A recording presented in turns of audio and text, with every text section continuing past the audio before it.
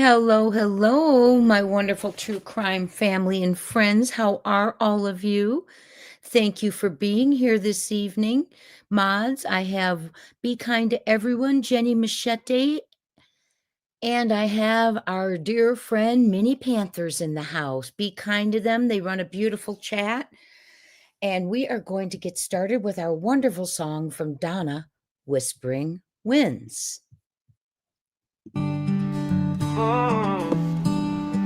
Here. We gather here as a family, searching clues to find the missing kids around this world, searching far and wide, things that make us cry.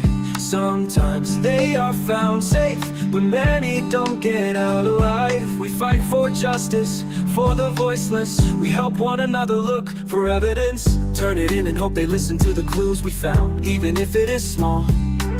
These children are blessings and didn't ask for this. But some aren't even given simple things like love, a little hug, I'm proud of you, just a compliment. Crime Time Buzz is always there looking for answers and help us find you out there. Are you hiding from someone that hurts you? Or did they remove you from this earth because they simply didn't care?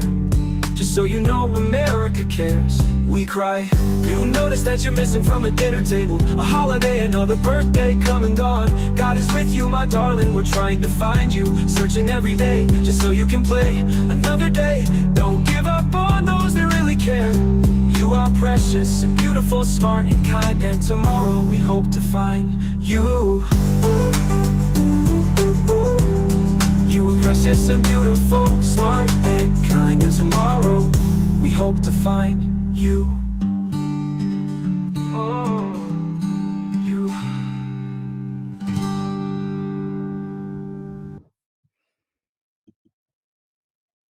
Welcome in, everyone. I hope you are all doing well this evening. Good to see you again. We gathered earlier today for dear sweet Michael Vaughn, and we are going gathering tonight for Sebastian Rogers. Let me go ahead and get my picture back up there there we go.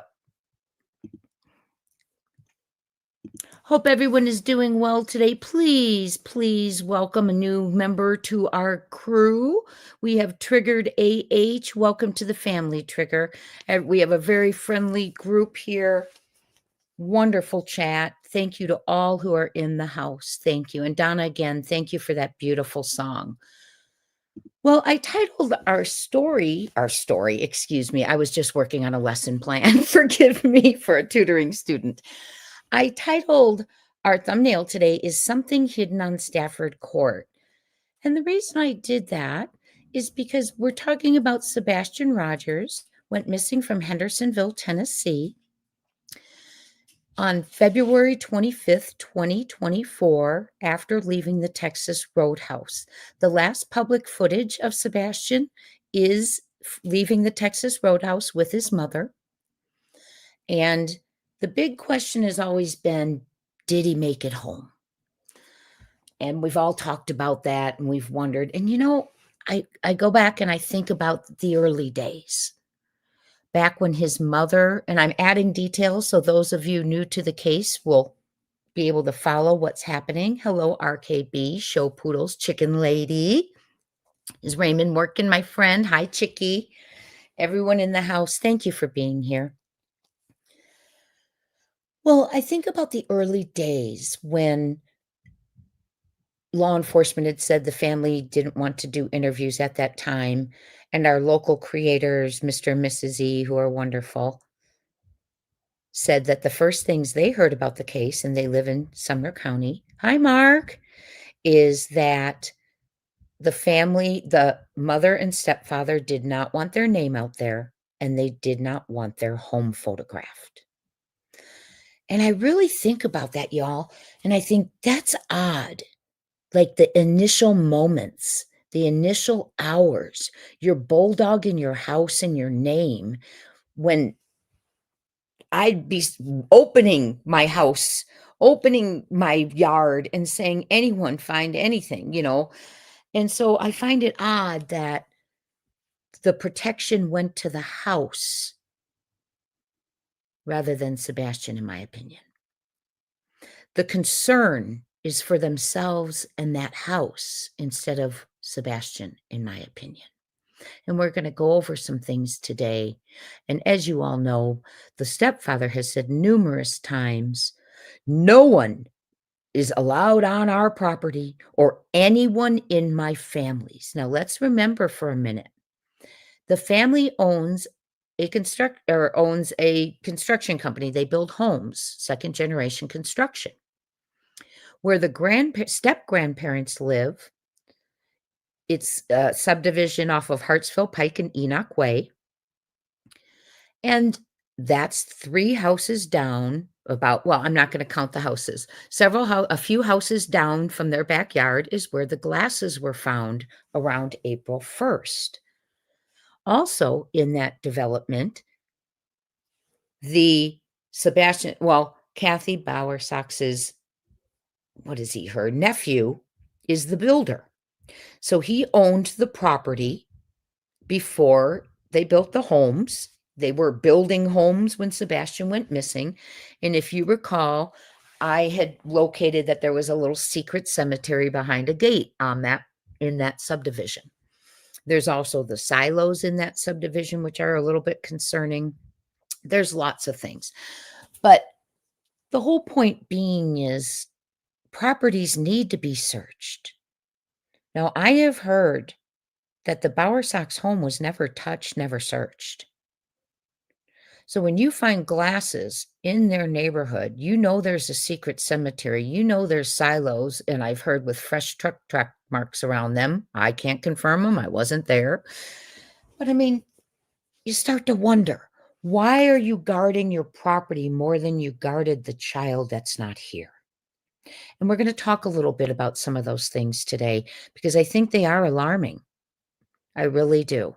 I think they're alarming, and we are going to begin with Sonny Weatherford, the former sheriff of Sumner County. When Sebastian was reported missing, Roy Sonny Weatherford was the sheriff of Sumner County. He is the reason that they took the search to the landfill because he felt it was very odd. Well, his statement was, it was odd that Sebastian went missing before the trash was picked up when it was still dark and was reported missing after when the trash trucks were out of the neighborhood. So that's what he says took them to the landfill. Now, as I've explained, there was reports. I have a video we're going to have to watch that video again one of these days soon, where Sonny was saying had a report, an article where Sonny said that they did find something and they're going to go back and analyze and determine if they needed to return to the landfill. Or let me paraphrase that better. They were going to go analyze what they had found and determine if they were going to return. Okay. So that's Sonny Weatherford. And he passed away in August. And then Sheriff Craddock, who is the sheriff now of Sumner County, was highly Sonny was wanting Craddock to be his predecessor. When Sonny did pass away, Sonny's family stood up and they also wanted Eric to be the predecessor for Sonny Weatherford. So Eric Craddock is currently the sheriff. He is running again for re-election. The state of the case seemed to change quite a bit when the reins changed from Sonny to Mr. Craddock. Since then, since Sonny's passing, Mr. Craddock has done no press conferences. He's done no searches that we are aware of.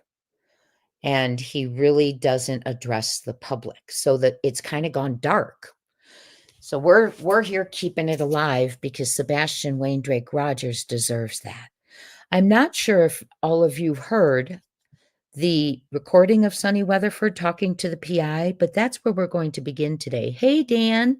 Hey, don't be a drag, just be a queen. I love that name. So we are going to start with Sonny Weatherford, former sheriff of Sumner County. He's speaking to the PI. Remember the one they blew up on? He's speaking to the PI, and so this would be, I don't have a date on this, but this would be after landfill search before he passed away. So somewhere between March and August. So I'm going to share this with you.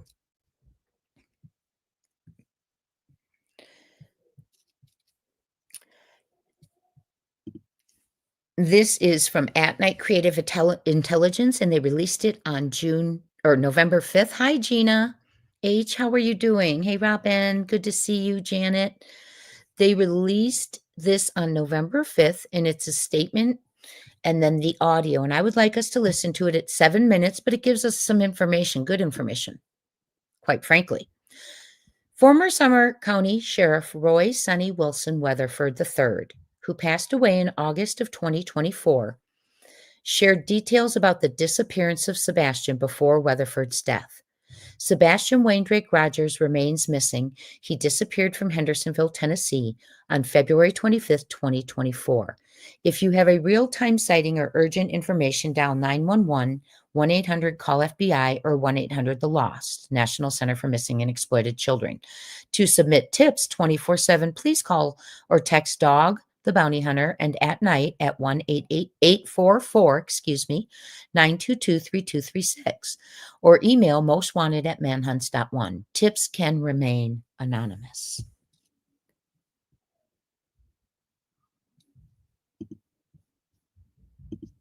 So let me tell you, Okay. we have done a 5-mile grid around the house, and we've done all that. And we actually, Can you hear it? Give me a 1 if you just heard Sonny's voice. Give me a 1 if you just heard Sonny.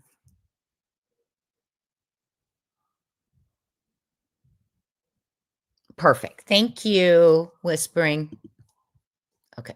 have where every person took a footstep to know we covered every block. Right, you did the grid Right. search. Okay. And then what we had them download an app Mhm. that actually showed us where they were Star stepping. topo. Yeah. Yeah. Mhm. So we knew exactly where they went. Okay. And so we've done that, well, we did it for a whole week. And then we've gone back and we did it another 2 days, Mhm. 2 weeks ago. Okay. And so we drained ponds. Mhm. I knew you guys did that. We Yeah. had divers in ponds. Yeah. We've got, as far as I know, all the footage of every camera that's on either street. Mhm. And And just nothing. there's nothing. We see them go into the house, Mhm. but we never see them come out of the house. It's so strange. Trust me. Yeah. I agree 100%. Right. But, you know, we have footage where they were in Hendersonville eating, and they left there and went to their house. Right. We saw them go in the house, and then 6:20 maybe, he comes out and takes the trash to the end of the road, the end of the driveway. And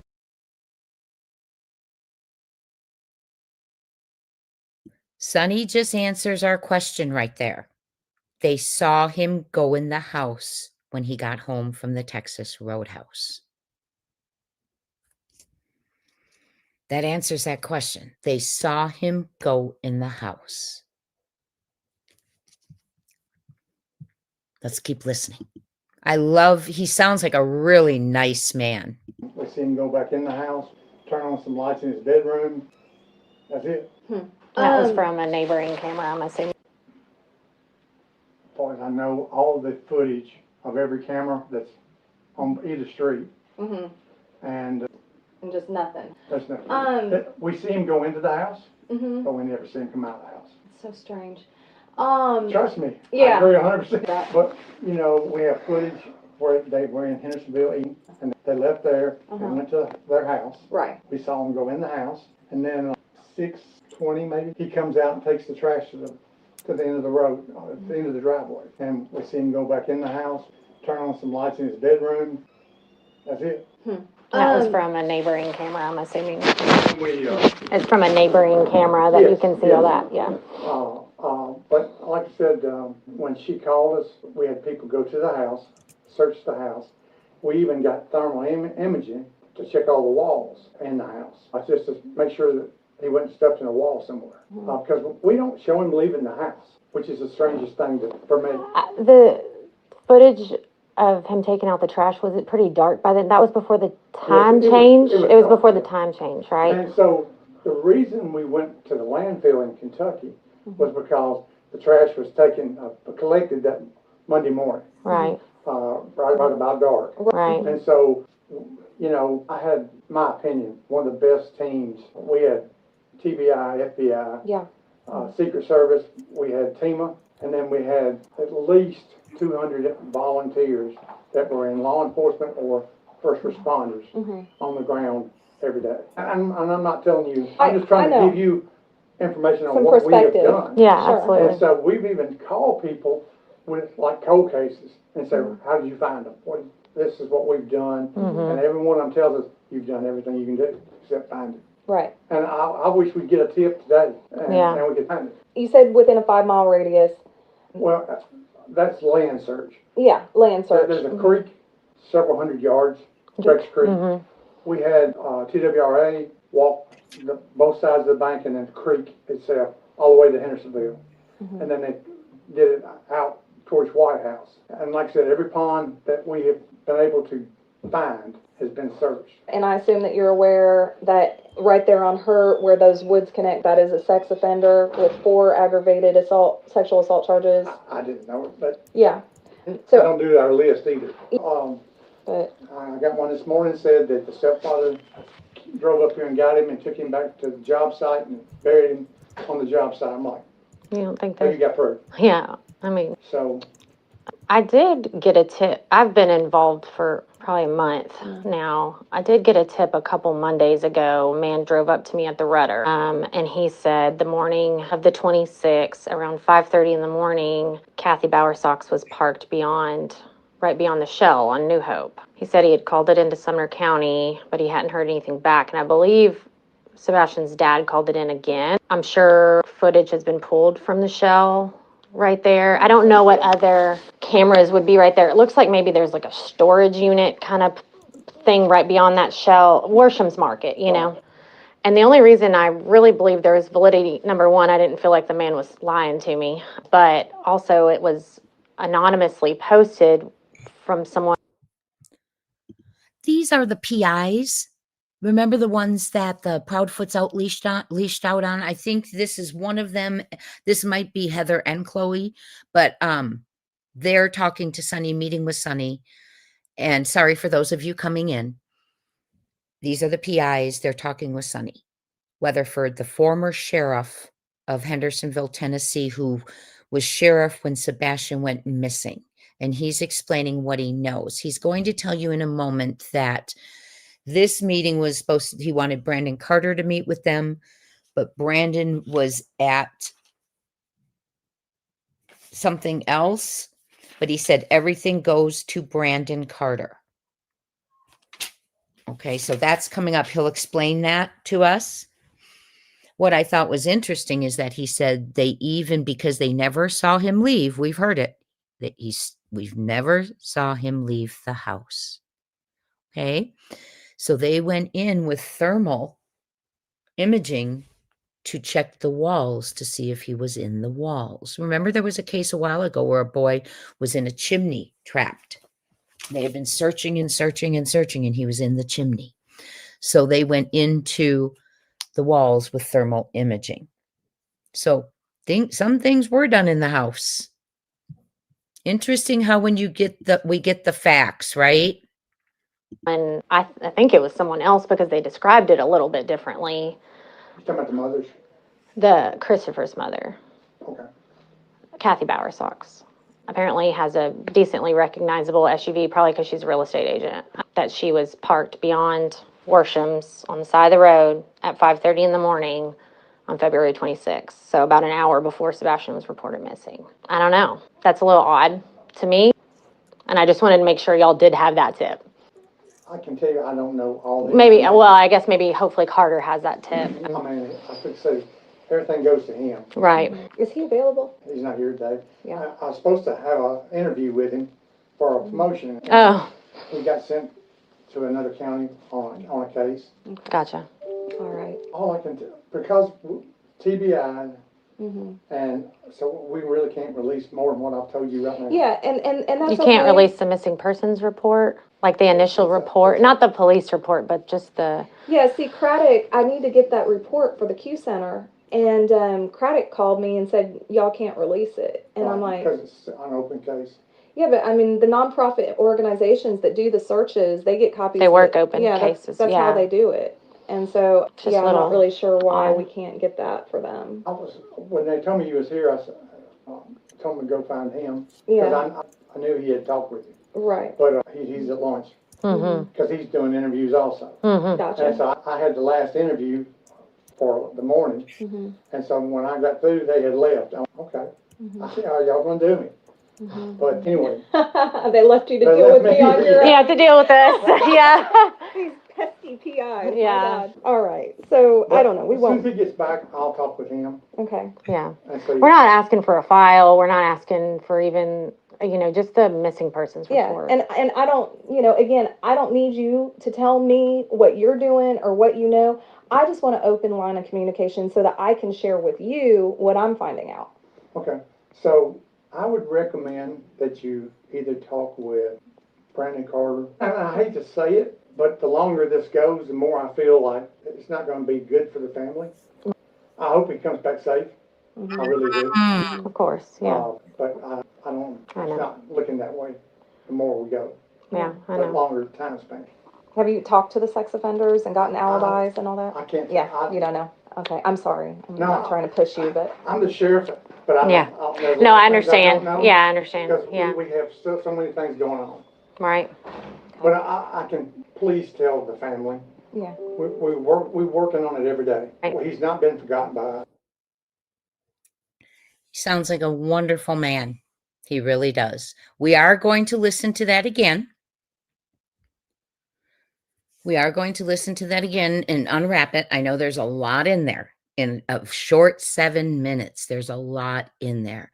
One thing I want us all to pay attention to is his kind demeanor, his care. Please tell the family, we're doing what we can. His kind demeanor. And that can go a long way. I know the statement, what he said right there about Sebastian's safety is concerning. We don't know if he's saying that based on time or some evidence, okay? So we just have to remember what he's saying. He didn't say to us, we have evidence to think he might not be okay. He never said that. He says, with time, we worry that he may not, he may not be okay. And we'll listen to it again. But I just want you to remember, he didn't say, I have evidence he's not okay. I just don't want everyone to run with his words like that, okay? He also did say that they did see Sebastian enter the home after the here, let me get Sebastian's picture up there. I apologize. Let's get him up here. Actually, I'm going to put this up here. Hold on. Sorry, y'all. Where do I have his? Oh, there it is. Nope. There. This is Sebastian Wayne Drake Rogers, for those of you who are new to our case. He will be 17 on December 7th, and he was 15 when he was reported missing. Just 2 months into his fifth, not even 2 months into, 2.5 months into his 15th year. He is high-functioning autistic, wears black frame glasses at the time he was missing. He could be wearing contacts, colored contacts, different glasses. He could have long hair, a bald head, dreads, dreadlocks, colored hair, a beard, a mustache. We do not know. There has been no evidence that we have been told of, confirmed, to show that Sebastian is no longer with us. So we are keeping hope. I am keeping hope that we will be able to rescue him. Regardless, we need to bring him home and get justice. This is Sebastian Rogers. So they have no evidence he left the house after they saw him return from the Texas Roadhouse. He did mention that at 6:20ish, he thought is when they saw him taking out the trash. Now, I do want to remind you, it sounded like this meeting he was going to have Brandon Carter do, because he said everything goes to Brandon, but Brandon got called out to another county, apparently. Okay, and then Craddock was out to lunch. I'm just going to stop right there. Excuse me. And then and so the PI asks, was it dark when he took out the trash? And could you see it was him? And Sonny goes off and starts talking about, well, we have not seen him leave the home. So we went in with thermal imaging to check all of the walls. Also, he felt it alarming or concerning that Sebastian was reported missing and the trash was picked up when it was still dark, or went missing when the trash was picked up. It was dark, but he wasn't reported missing until after the trash. Excuse me, I'm sorry. Let me say that again. Sebastian went missing before the trash was picked up, and he was reported missing after the trash was picked up. Okay, and so he said that is what led them to the landfill. I do want to listen to it again. Yes, Gina says, thank you, Gina. Gina says, and let's get this clarified now, because I know we've heard rumors that the step socks, dirty socks, whatever you call them, owns a landfill, the one that burned. I've not been able to verify it. We've all wondered. And Gina H says the Sox do not own a landfill. There are no landfills. There is a resource authority in Sumner County, which is a waste transfer station where the fire was, in my opinion. Thank you, Gina H, for that clarification. This is the best community because we work together so well to have the right answers, don't we? Hi, Cooper. How are you? Good to see you. Okay, real quick. We are going to listen to that again, but not without highlighting an amazing song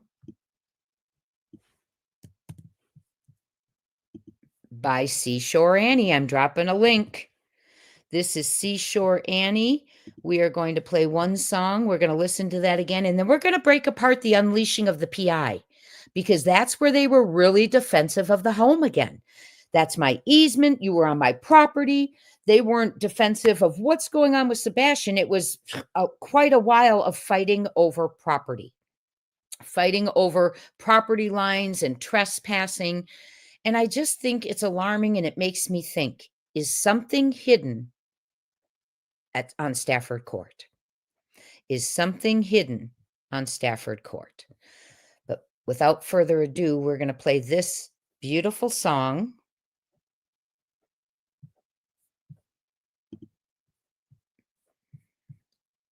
As soon as it starts, if you would please put a 1 in the chat so I know you're hearing it. This is the link right here to Seashore Annie's channel. Please go over and subscribe. She writes beautiful music for the children.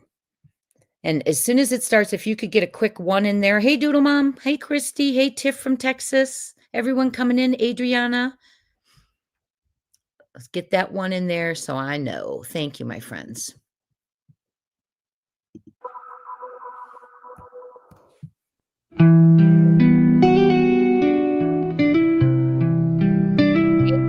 You're amazing.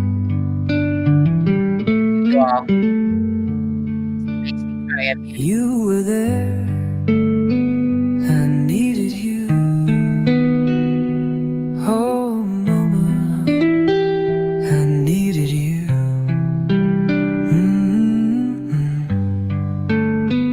I needed you.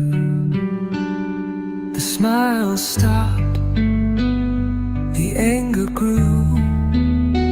No, no, mama, I needed you.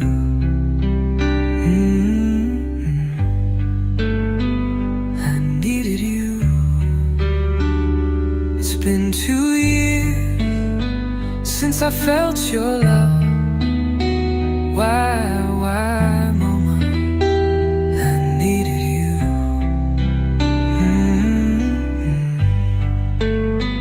I needed you.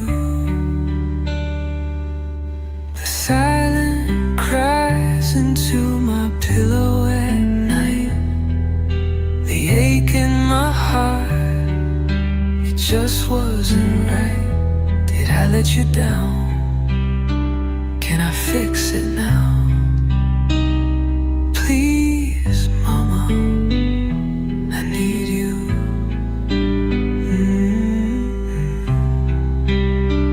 I need you.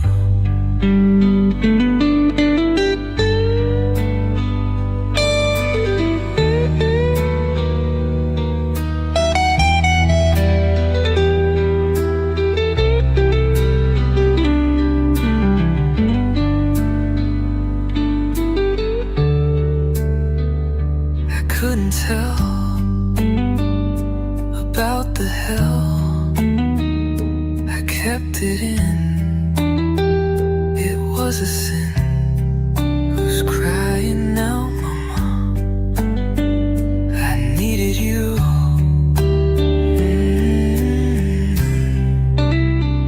I need you.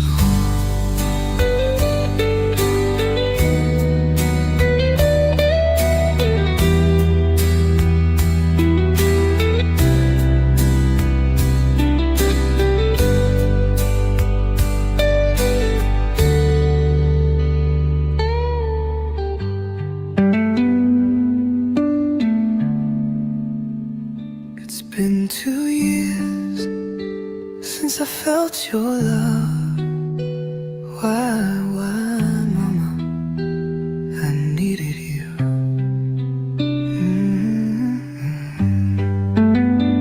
I needed you.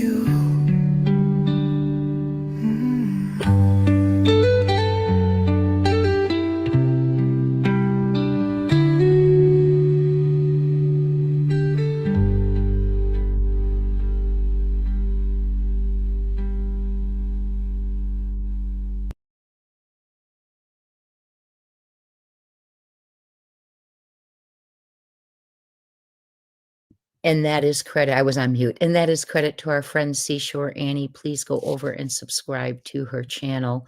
Her music is lovely. Sometimes when I'm thinking about Sebastian and I have a certain mood, whether it's sad or hopeful or whatever, I can find a song that just uplifts what I'm feeling. So it's a lot. And I know that's a hard song, but I think it puts us in the right mood to remember who we're here for. This young man and his father. Sorry, I'm a little choked up right now. This young man and his father. I am putting in the chat for you right now the link to the FBI flyer. Seth Rogers has asked that that be the flyer you circulate. I will check my email after this, Linda. Thank you so much. Seth has asked that this is the flyer that you circulate. I just put it in the chat. Sorry, our chat's going pretty quick. There we go. Oh, missed it again. There you go. Please circulate the FBI flyer.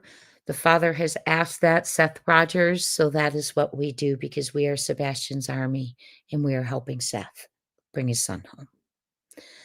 That was Sunny Weatherford that we listened to. It was a lot to unpack. It is two PIs speaking to Sunny. They are asking for a report so they can get it to nonprofits to come search. They're having a conversation. In that, we do find from Sunny that he did see Sebastian enter the home, but never saw him exit. Therefore, they used thermal image to go through the walls in the home to make sure he wasn't in a wall. They went to the landfill because Sunny was concerned because it was dark when the trash was picked up.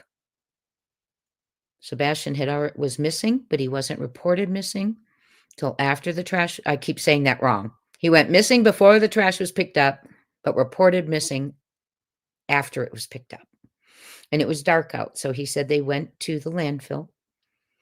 There is a report that's hard to find. I have it in one of my videos where they quote Sunny as saying, what we found, we're going to go home and analyze what we found and determine if we need to return to the landfill. Okay. I would like to listen to this from Sunny one more time. And it's 7 minutes, but I think that 7 minutes shares a lot and answers some questions we've had for almost, 2 years. So again, We are going to listen to this and then move on. The reason being is the way they are protecting that home, and then we're going to go over to the unleashing on the PI, because I think it's really important, that demeanor, that behavior. Like when he says safety in numbers. You can't talk to KP alone. This is safety in numbers. Where was the safety in numbers in that family when Sebastian needed help? I did. Sharon, I'm going to address that right now. I'm going to address that. He did say, thank you, Sharon. That's a great comment. Sharon said, Jay, go back, please. Listen to the time Sonny gives when Sebastian took out the trash. He said 6:20. That wasn't Sebastian. They were still at the Texas Roadhouse. Oh, interesting. Interesting. So okay, he did say, I think. He didn't have it in front of him, I don't think, but that's an interesting point to keep in mind, Sharon. Very interesting. Thank you for pointing that out. We are going to go back and listen to it as a team here. And then we'll go back to the unleashing of the PIs, because I think it speaks volumes.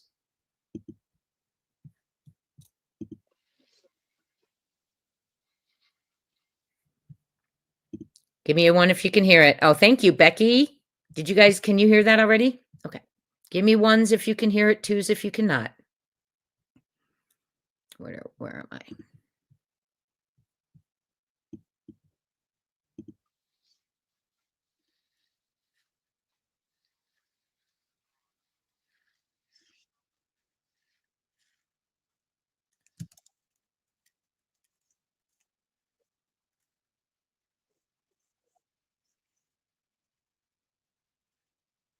Oh, sorry, guys, you can't hear it. I've got it on the wrong one. Sorry. Okay, And so let me tell you, okay. we have done a 5-mile grid around the house, and we've done all that. And we actually have where every person took a footstep to know we covered every block. Right, you did the grid Right. search. Okay. And then what we had them download an app Mhm. that actually showed us where they were Star stepping. topo. Yeah. Yeah. Thank you. So we knew exactly where they went. Okay. And so we've done that, well, we did it for a whole week, and then we've gone back and we did it another 2 days, Mhm. 2 weeks ago. Okay. And so we drained ponds. Mhm. I knew you guys did that. We Yeah. had divers in ponds. Yeah. We've got, as far as I know, all the footage of every camera that's on either street. Mhm.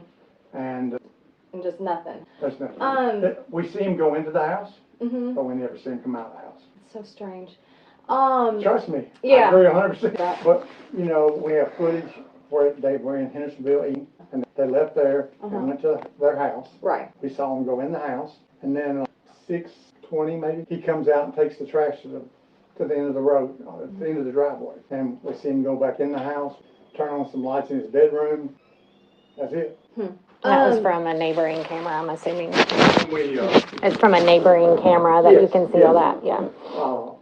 But like I said, when she called us, we had people go to the house, search the house. We even got thermal imaging to check all the walls in the house. Just to make sure that he wasn't stepped in a wall somewhere. Because we don't show him leaving the house, which is the strangest thing for me.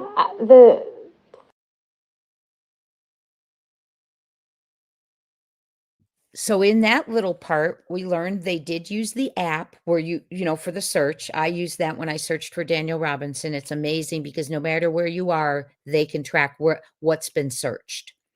He may have just gotten mixed up because he said, I think maybe it was 6:20 when he took out the trash. So he may have been mixed up. He doesn't have notes in front of him. Remember, this wasn't going to be his meeting. He was going to have Brandon take the meeting. Carter, because everything goes to Brandon, he says. So they did their 1-week search, which we know about. They scaled back. They went to the landfill. And then he said about 2 weeks ago, we also searched for 2 days. As far as I know, we have all footage from all cameras on the street. Mr. Carcar, excuse me. I'm sorry. I had to clear my throat a little bit. They saw Sebastian go in the home after the Texas Roadhouse. So Sonny's saying he saw Sebastian go in the house but never come out. Well, that's why I think we're still at the house, my friends. I believe he was carried out or driven out. He mentions that after Sebastian, allegedly in my opinion, takes out the trash, lights go on in his bedroom.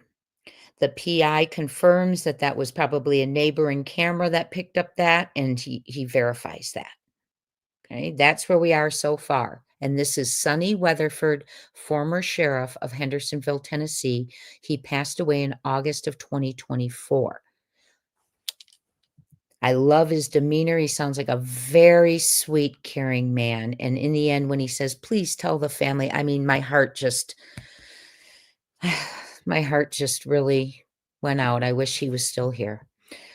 Footage of him taking out the trash, was it pretty dark by then? That was before the time change? It was dark, before the yeah. time change, right? And so the reason we went to the landfill in Kentucky was because the trash was collected that Monday morning, Right, right about dark. right. And so, you know, I had, my opinion, one of the best teams. We had TBI, FBI, Yeah.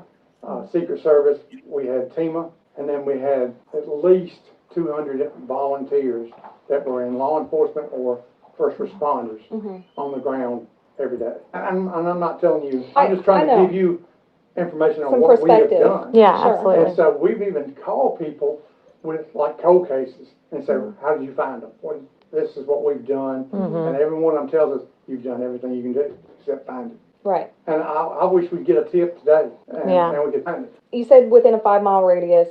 Well, that's land search. Yeah, land search. There's a creek, several hundred yards, Rex Creek. We had TWRA walk both sides of the bank and then the creek itself all the way to Hendersonville. And then they did it out towards White House. And like I said, every pond that we have been able to find has been searched. And I assume that you're aware that right there on her, where those woods connect, that is a sex offender with 4 aggravated sexual assault charges. I didn't know it, but Yeah. I So, don't do our list either. but I got one this morning said that the stepfather drove up here and got him and took him back to the job site and buried him on the job site. I'm like, You don't think oh, you that? got proof. Yeah, I mean, So I did get a tip. I've been involved for probably a month now. yeah. So, find has been searched. and I assume that you're aware that right there on her, where those woods connect, that is a sex offender with 4 aggravated sexual assault charges. I didn't know it, but Yeah. I So, don't do our list either. but I got one this morning said that the stepfather drove up here and got him and took him back to the job site and buried him on the job site. I'm like, You don't think oh, you that? got proof. Yeah.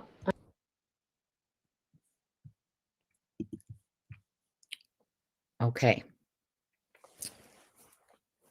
Bye, Dan. Thanks for being here with us. Okay, so he explains again, the trash was collected Monday AM at dark. They went to the landfill. He explains there was a 5-mile land radius search. It was 4.5 miles. They also went to Drake's Creek. He said TWRA. Let me see what that is. TWRA walked both sides of Drake's Creek. About Drake's Creek, or from Henderson, they walked both sides of Drake's Creek from Hendersonville to White House. They drained all ponds. And then the PI does mention, are you aware of a RSO living there? And he said, I didn't know, but I don't do the list. Now, we recall from when the PI gets rage from KP and CP that she explains to them that Tim Bailey told her they had not spoken to that RSO yet, and she could go ahead and do that. Okay. KP had told her law enforcement has investigated every RSO. Well, we're finding out here they had not yet. So we're going to keep going. There's a wealth of information in here, and I really appreciate that at night let this out.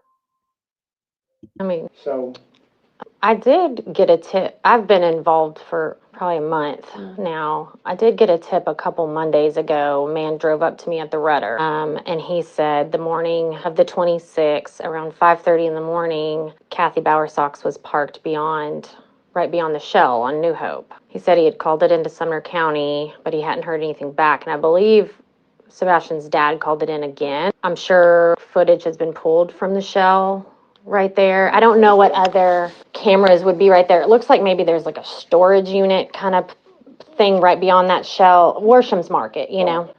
And the only reason I really believe there was validity, number one, I didn't feel like the man was lying to me, but also it was anonymously posted from someone, I think it was someone else because they described it a little bit differently. you're talking about the mothers? The Christopher's mother, Okay. Kathy Bowersox, apparently has a decently recognizable SUV, probably because she's a real estate agent, that she was parked beyond Worsham's on the side of the road at 5:30 in the morning on February 26th, so about an hour before Sebastian was reported missing. I don't know. That's a little odd to me, and I just wanted to make sure y'all did have that tip. I can tell you, I don't know all the. Maybe, well, I guess maybe hopefully Carter has that tip. I mean, I think so, everything goes to him. Right. Is he available? Bing, boom, bam, Mrs. Bowersox. Okay.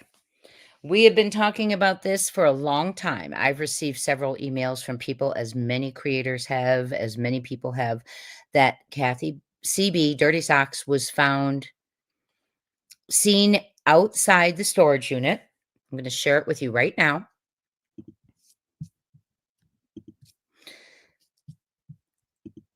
Okay, good. She was seen around here at 5:30 in the morning. The reason that is so essential is that is an hour before Sebastian was really reported missing. I mean, according to dispatch, it was after 6:30. I have the exact time in my notes. Why would she get up in the morning and drive 25 miles? So she left her house around 5 a.m. Why would she get up, drive 25 minutes to that area before her step grandson is even noticed that he's missing? Because Katie's still sleeping, remember. She doesn't wake him up till 6. So how did Kathy know, allegedly, to be there? And if you were if there was something going on you were concerned about, why didn't you just take that extra 1 mile drive to the home? Why are you parked there? And if you look at this, which we've discussed, which Mr. and Mrs. E pointed out on a drive they did a while ago, Katie came down here, entered the high school like she would have, right here. Remember, she originally claimed she went up and searched the high school. Then on her Dateline Digital interview, she claims as she was arriving, she was told to turn around and go home. Well, gee, doesn't that help it if what you did was just drive through to get to Mama Socks? Now you're saying, as soon as I got there, I was told to turn around. So that makes this look normal, doesn't it? Tries to make it look normal. But if your mother-in-law is sitting there allegedly, what went on during that time? And when Worsham's was opening at 6 a.m., the market opened at 6 a.m., when they arrived, did they see anything that was going on? Were they interviewed about anything that was going on? I know that they told one of my mods at the time when she stopped in that law enforcement didn't come for the footage in time. Well, you know what? You're in that community since 1901, Pillars of the Community. I'm sure you looked, and I'm sure you had your daughter look at her cameras from her house that looked right there at the storage unit in the market. So what was going on? Also, I've received emails that they let law enforcement know there were 6 trail cams in that area, that if they did not see it on footage for some reason, they would be able to see her on the trail cams. I didn't just receive this from one person. I received a few emails with different times. Like one saw her at 5:58, one saw her at about 5:15. So different timings. This is alleged, but here we are hearing the tip from the PI, and even Seth called it in after too. What would be going on before Sebastian was even reported missing? Now, I remind you, it's said that on unit number 10, a cadaver dog hit numerous times. The people around were told it was hitting on a dead mice. But this is really suspicious to get up at 5 a.m. and not even go all the way over to your son's home, but to hang out here on the side of the road. Before he was even reported missing, KP comes through. Oh, I had to turn around because now she must realize she's not on camera searching. Now, a year later on the Dateline Digital, as I was approaching there to search, I was told to come home and turn around. And boy, doesn't that make sense to be able to just do this and have an excuse, right? Allegedly. We're just theorizing. We're speculating. But that to me is why that is really important.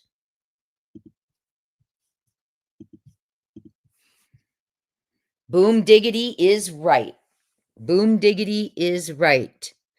Yes, cadaver dogs are trained to differentiate between the scent of human decomposition and animal decomposition. Human bodies, as they are decomposing, lifeless, do exhume certain fumes that they are trained to detect. Yes, with her windows rolled up. That's right. And then remember, after that was released by a channel, then she added to the Dateline interview that she stopped to speak to a neighbor who was walking her dog who said she didn't see Sebastian. I would love that neighbor to come forward. I would love that neighbor to come forward. He's not here today. Yeah. I was supposed to have an interview with him for a promotion. Oh, He got sent to another county on a case. gotcha.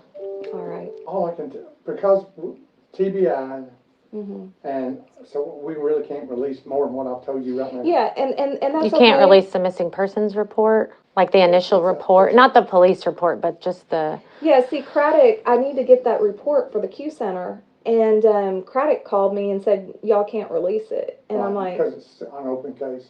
yeah, but I mean, the nonprofit organizations that do the searches, they get copies. They work of it. open Yeah, cases, that's how yeah. they do it. And so, Just yeah, I'm not little really sure why odd. we can't get that for them.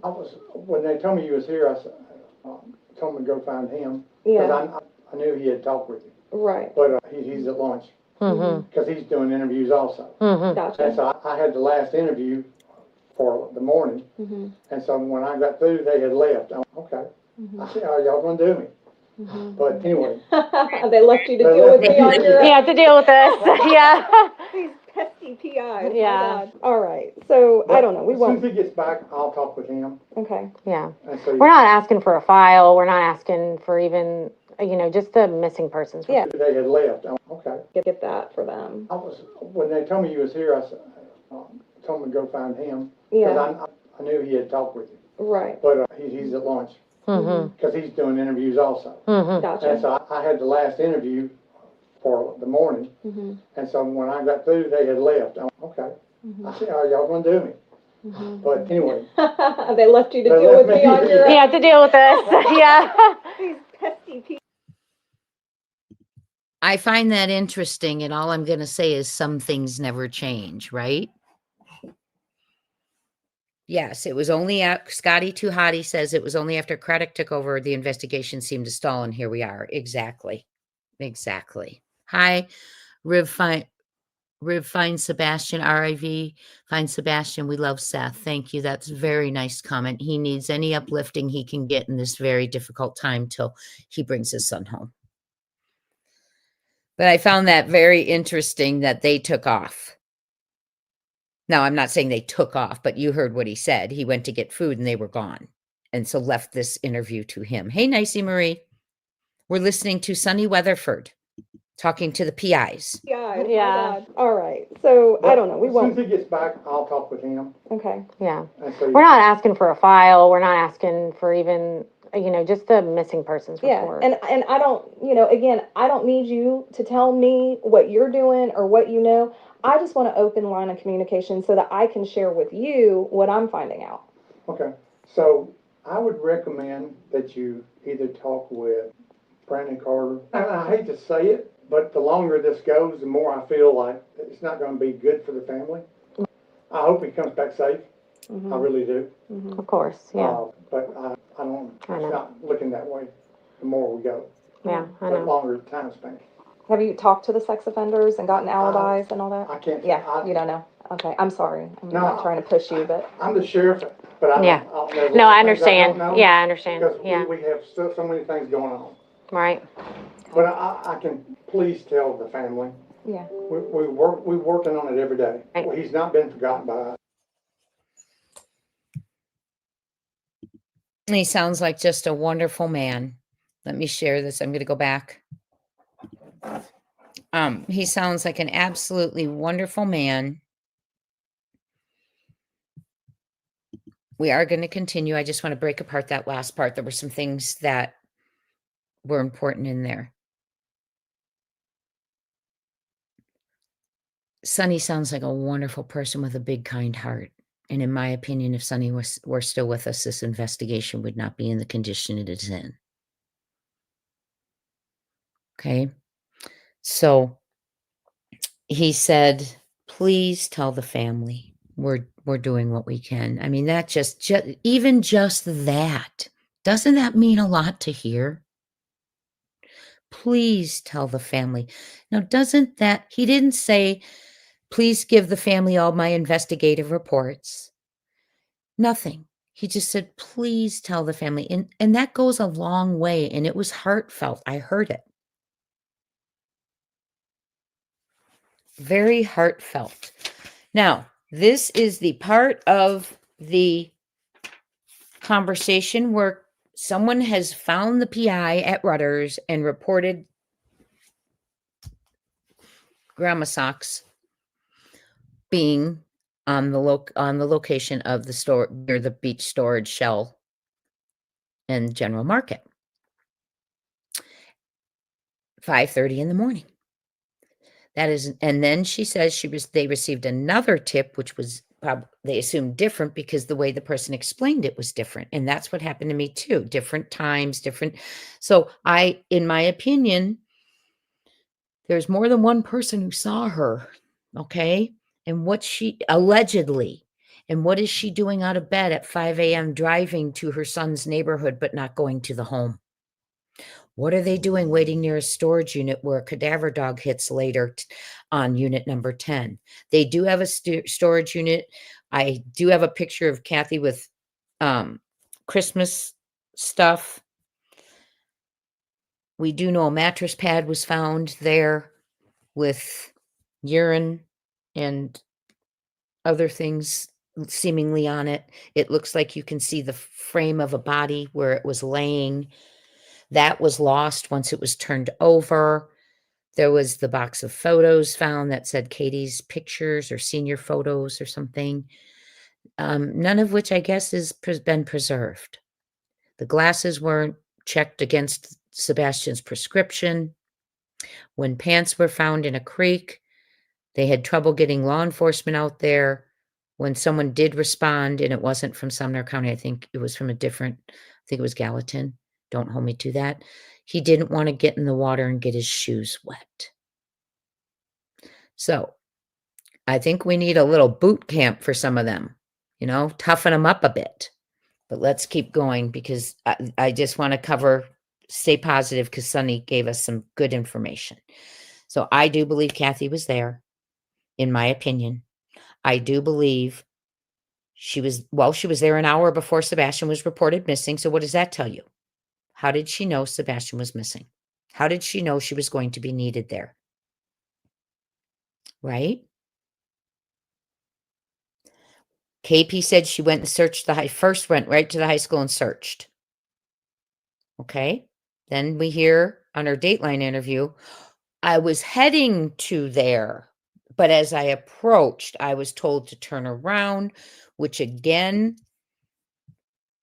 will just that narrative, that changing narrative, instead of being here searching around, you know how many cameras are at high schools and schools, that would have been captured.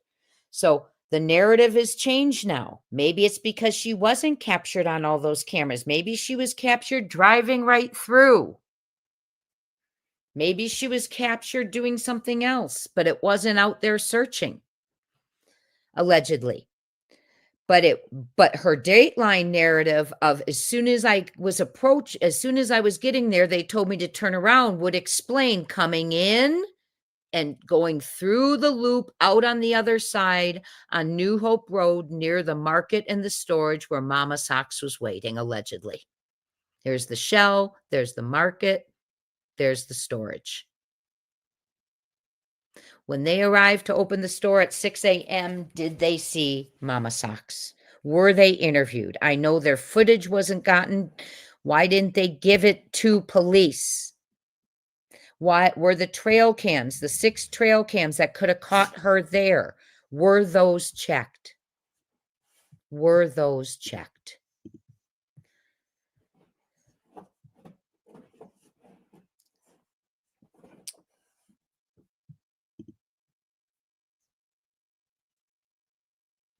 Please. I'm putting in the chat right now again the link to change.org for Seth Rogers. He would like new investigators on the case. It has been sign this petition, please. Help find Sebastian Rogers from Hendersonville, Tennessee, USA. It's posted by Rod on X. Let's bring him home. So please sign the petition if you have not. Please sign the petition if you have not. And we are going to go ahead and begin with, now we are going to go to the other audio.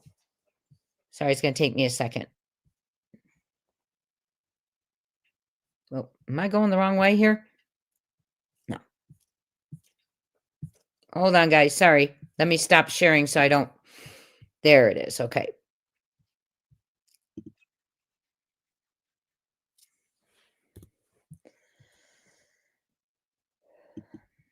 I know many of you have heard this, but the reason I want to go over this today is because I feel something might be hidden in the house. Like Sonny said, he never left.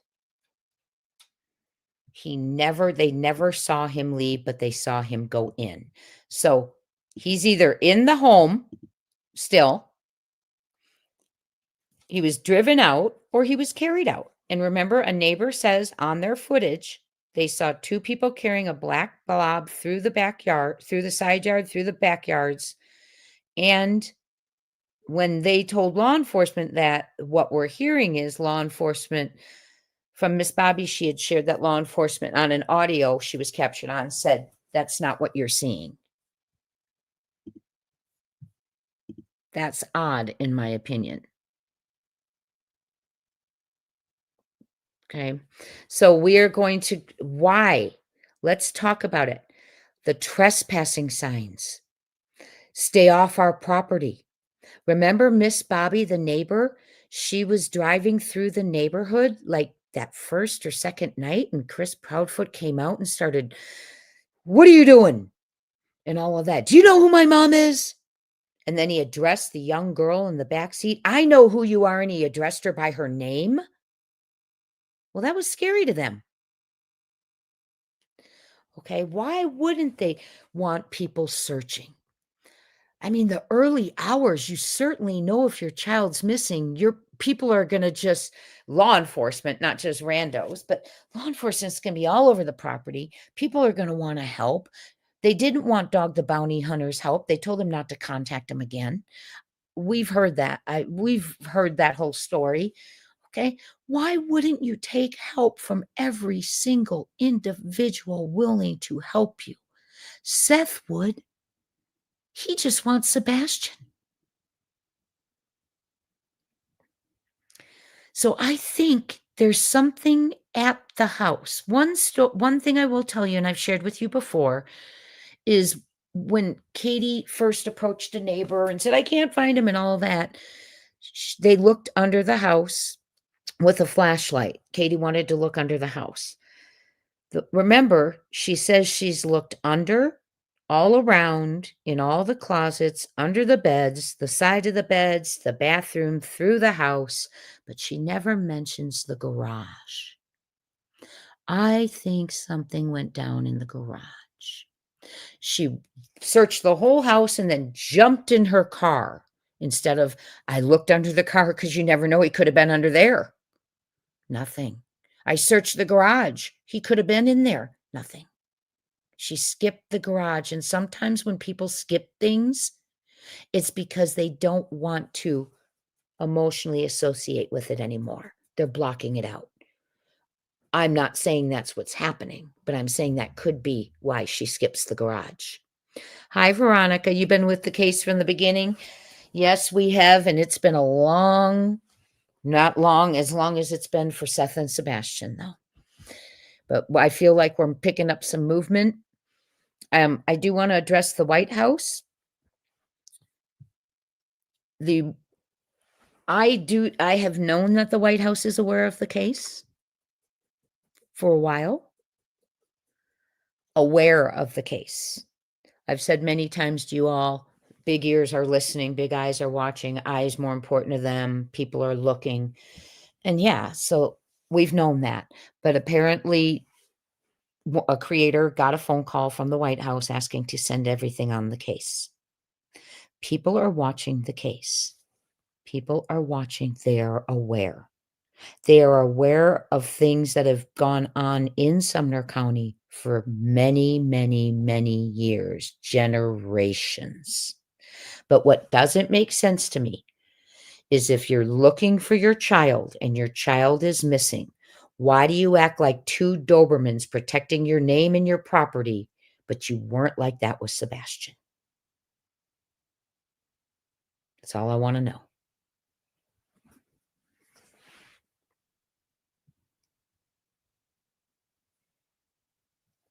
Deborah says, "I remember a surveillance camera see a boy in the backyard walking away, and he was claimed to have been barefoot. I cannot find it anywhere on Google or internet."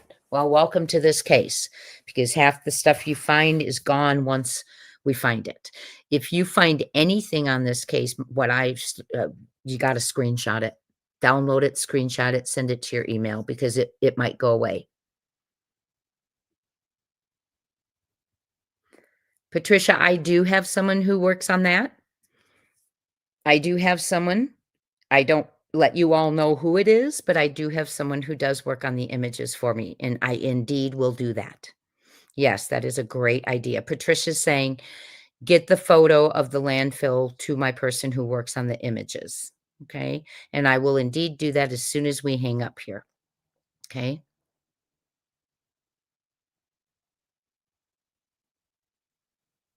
Oh, YouTuber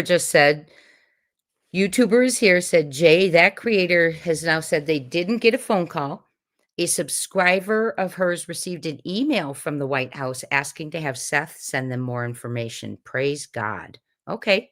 Okay. See how things change when they, go from the original through the streets of YouTube? Thank you for letting me know that. I will also tell you, I know that the lady who spotted the Proudfoots allegedly at Ford's Pond in Oregon, she has personally called the White House several times and continues to do so. She's very upset. She knows what she saw. She's calling the White House. So whatever everyone's doing, keep doing it. Be positive. We're here for Sebastian. We have to try and represent Sebastian with the best name, light, and behavior we can. We don't worry about the hate going around. We worry about Sebastian. Okay, we are going over this audio of the unleashing. I know we've heard it before.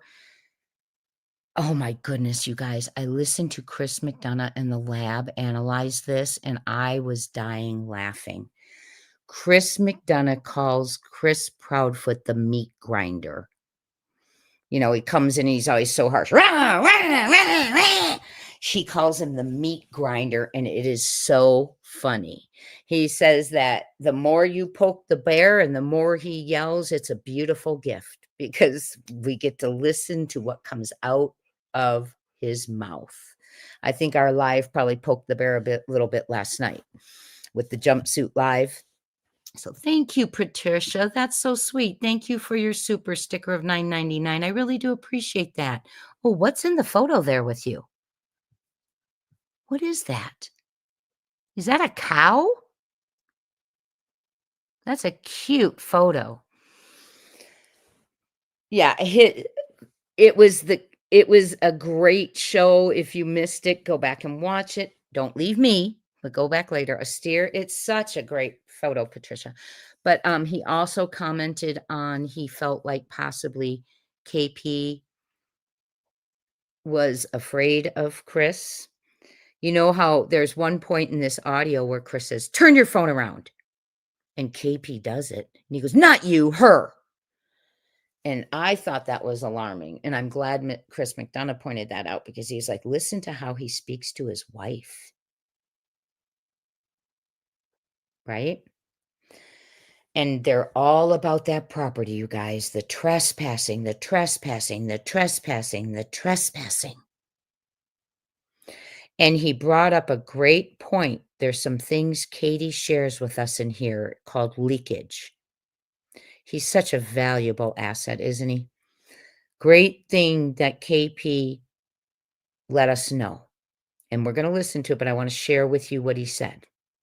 Number one, she said she knows for sure he's nowhere within a 5-mile range. Sex offender is BS. She didn't believe anyone came in and took him, okay, and trafficked him, okay? So right there, she doesn't believe someone came in and took him. She doesn't believe someone trafficked him, but she wanted her to look into it because everyone else did. And I just lost my train of thought. She didn't believe that, no, she knew for a fact he was more than 5 miles away. That's really interesting, you all. Okay, I'm going to my notes, sorry. Let's see here. So she knows he's not within a 5-mile range. No one came in and took him and trafficked him. And the RSO stuff is BS. So those are clues right there. She knows an RSO didn't take him. She knows someone didn't come in the house and take him and ST him. And she knew he wasn't within a 5-mile range. Interesting, right? And I have lots of notes on the things he says about CP, which are hilarious. Sad, but hilarious. He said his criminal behavior analysis assessment immediately is the stepfather, Dirty Foot, has lots of mama issues. And we knew that. We talk about that. Lots of mama issues. And internally, CM says he's never been able to hit a standard mommy set for him. So he failed. He's her failure, is what CM's saying. So he takes it out on the women around him. And so they are trying to get his ex-wives on the panel. They're trying to get his ex-wives on the panel. He has a pathway of fires he lights, and then he blames people and says, "You made me light the match." But if you want to provoke him, or when you poke him and you set him off, is when you get to see the devil behind the mask, is what Chris said. Really interesting analysis. I'm going to give you even more. We're going to listen to parts of it, but as we listen to it now, I will bring in some of Chris McDonough's theories because he's a homicide detective of many decades, and he has experience We have passion. He has experience. And of course, it begins with a problem of trespassing. That's the first fight. You are on my property. The second fight is you're not talking to her alone. The third struggle is trying to set an appointment with him. First, he says, you come to me. Then later he says, well, I don't know if I'll be able to meet with you. I don't want you to waste your time, like he did Nancy Grace with the lie detector, in my opinion. Okay. So we are going to go ahead and we're going to listen to this, and I will be stopping it. And just as I see my notes, I will let you know. We'll stop and I'll give you Chris McDonough's professional analysis of what was said. This was released by At Night Creative Intelligence on November 11th. Thank you, At Night. I actually didn't. I walked down your neighbor's property and then down the easement and then up the other That's not side. an easement. I own that. That's my property. Well, the fence says no trespassing. I didn't come on the property. That is my property. The easement, that's a public I easement. own it. It's mine. I own it. I am here to try to clear you. I don't So need you to clear me. I don't know why you're being defensive with me. Okay, so can I ask you a question? Absolutely. First, can you identify yourself? I did already. My name's Heather, private investigator. Well, you're coming to my house. And you're I am. I'm investigating the disappearance of your stepson. So do you want him found or no? Because if you do, then why would you have a problem with me coming to talk to you guys? I love the way she speaks to him. And just for a little clarification, apparently KP was at home. This PI had been there before when they weren't home. Now she's there. She knocks on the door. Another woman answers, an unknown answers. And then KP comes to the door. But in the meantime, she calls and gets CP on the phone, like she did with her interview. Remember when law enforcement called her in? She didn't, they had, apparently she thought she was going in to hear some information. They started asking her questions and she picked up the phone and called CP and he went bananas. You don't talk to her. So in this, he says, we have an agreement. They know they're not going to talk to either of us or talk to her unless I'm there. It's safety in numbers. Well, where were you guys when Sebastian needed safety in numbers and protecting KP? Where were you for that?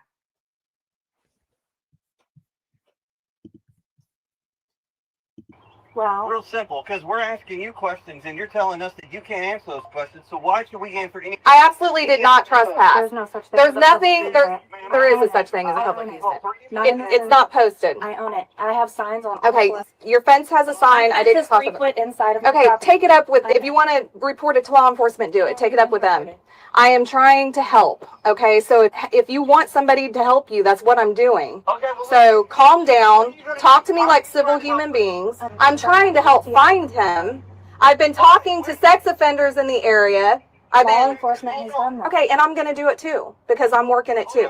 And I have that right, and the person that hired me has that right. Anybody has that right. He's also blatantly accusing me of murder when I didn't. I haven't accused you of shit. I didn't say you did. I said he did. Okay, well, I'm trying to decide who is on my radar and who is not. I've talked to sex offenders. That is my focus right now. In my mind, you're not a person of interest, but I'm coming here trying to talk to you. It's not a good look to trespass either. Like that's my what it point. looks like, ma'am. It's posted So, let me all tell you 4 something. ways. I just came from the TBI headquarters in Jackson, Miss. Honey, I'm going to tell you, as a PI, I have a lot more leeway with things I can do and people I can talk to. And this isn't my first rodeo. I've worked cases like this before. I have gotten information that TBI or law enforcement's not able to get, and I have passed it along, and it has helped the case. So she goes to try and inquire, and they don't even, Katie doesn't say, did you find out something about Sebastian? What do you know? Oh no, there's no curiosity there. It's all about my yard, my fence, my public easement. That is why I wonder, is there something hidden on Stafford Court? Is there something hidden on Stafford Court? Now, we all know they issued a search warrant about a year later. I don't know. At some point, we've heard February of 2024, we've heard April, but they came back to the home months later with a search warrant. They took up, I think, piece of carpet. some electronics, the cameras, things like that. Now, some of you thought, well, why would they have missed that in the first place? My thought was they had their electronics in the beginning. Maybe something they saw on those electronics as they scoured, they probably downloaded things, and as they were scouring through, they found something, information that led them to have the probable cause for another search warrant, because they didn't go in and say, can we search? They brought a warrant and they took what they needed. And that's good news. That's good news. But they're still, have they asked about Sebastian yet? No. All about their property. In my opinion, there is something around that home, yard, property, neighborhood that they don't want people to find. And I have a feeling it's on the property, the way they're acting like Dobermans about the property. They weren't Dobermans about Sebastian. Mama certainly wasn't. With all the CPS calls allegedly to the home and not kicking his ASS out on the street, Mama was not a Doberman for her son. She hid it from Seth. If Seth had known, been told that that was going on in that home, we would not be looking for Sebastian Wayne Drake Rogers today, because he would have taken him out of that home. Because I'll tell you what, I don't even think, in my alleged unprofessional opinion, Dirtyfoot should have anything with a heartbeat, either of them, till they bring that child home. Yeah, so the whole, I was in the FBI office in Jackson, Mississippi. He may be working in Jackson, Mississippi now. Remember, for some reason, he claimed to have lost his job, right when Sebastian went missing, which I find a company would not be so insensitive to fire you if your child's missing. You did something, allegedly. And it's just a mess. This is a mess. This is more distraction. They're trying to distract her from what she is there to do. She's there to talk to them and help locate Sebastian. And she said, and to clear them. You don't need to clear me. Well, someone does, Missy, because law enforcement hasn't. And another thing, before we go on, when KP says, well, it's not a good look to trespass either. Really? Really, girl? Are we going to bring up not a good look? I think let's not, if you're in glass houses, not do that. We could go over 2 years of not a good look with you, in my opinion. There's something there. You guys, I worry. There is something there.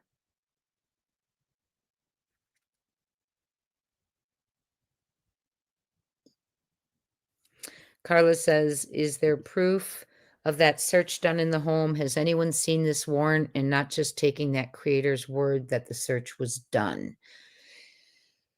I believe it's, let's see here. I believe, that's a good point. I'll have to go back through my notes. I have to go back through my notes, because remember when I had the big C last month and my technology problems?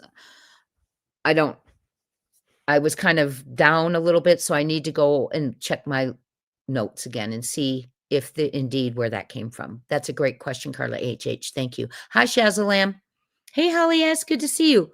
All about the property. It's a distraction. Yep. They're just attacking her.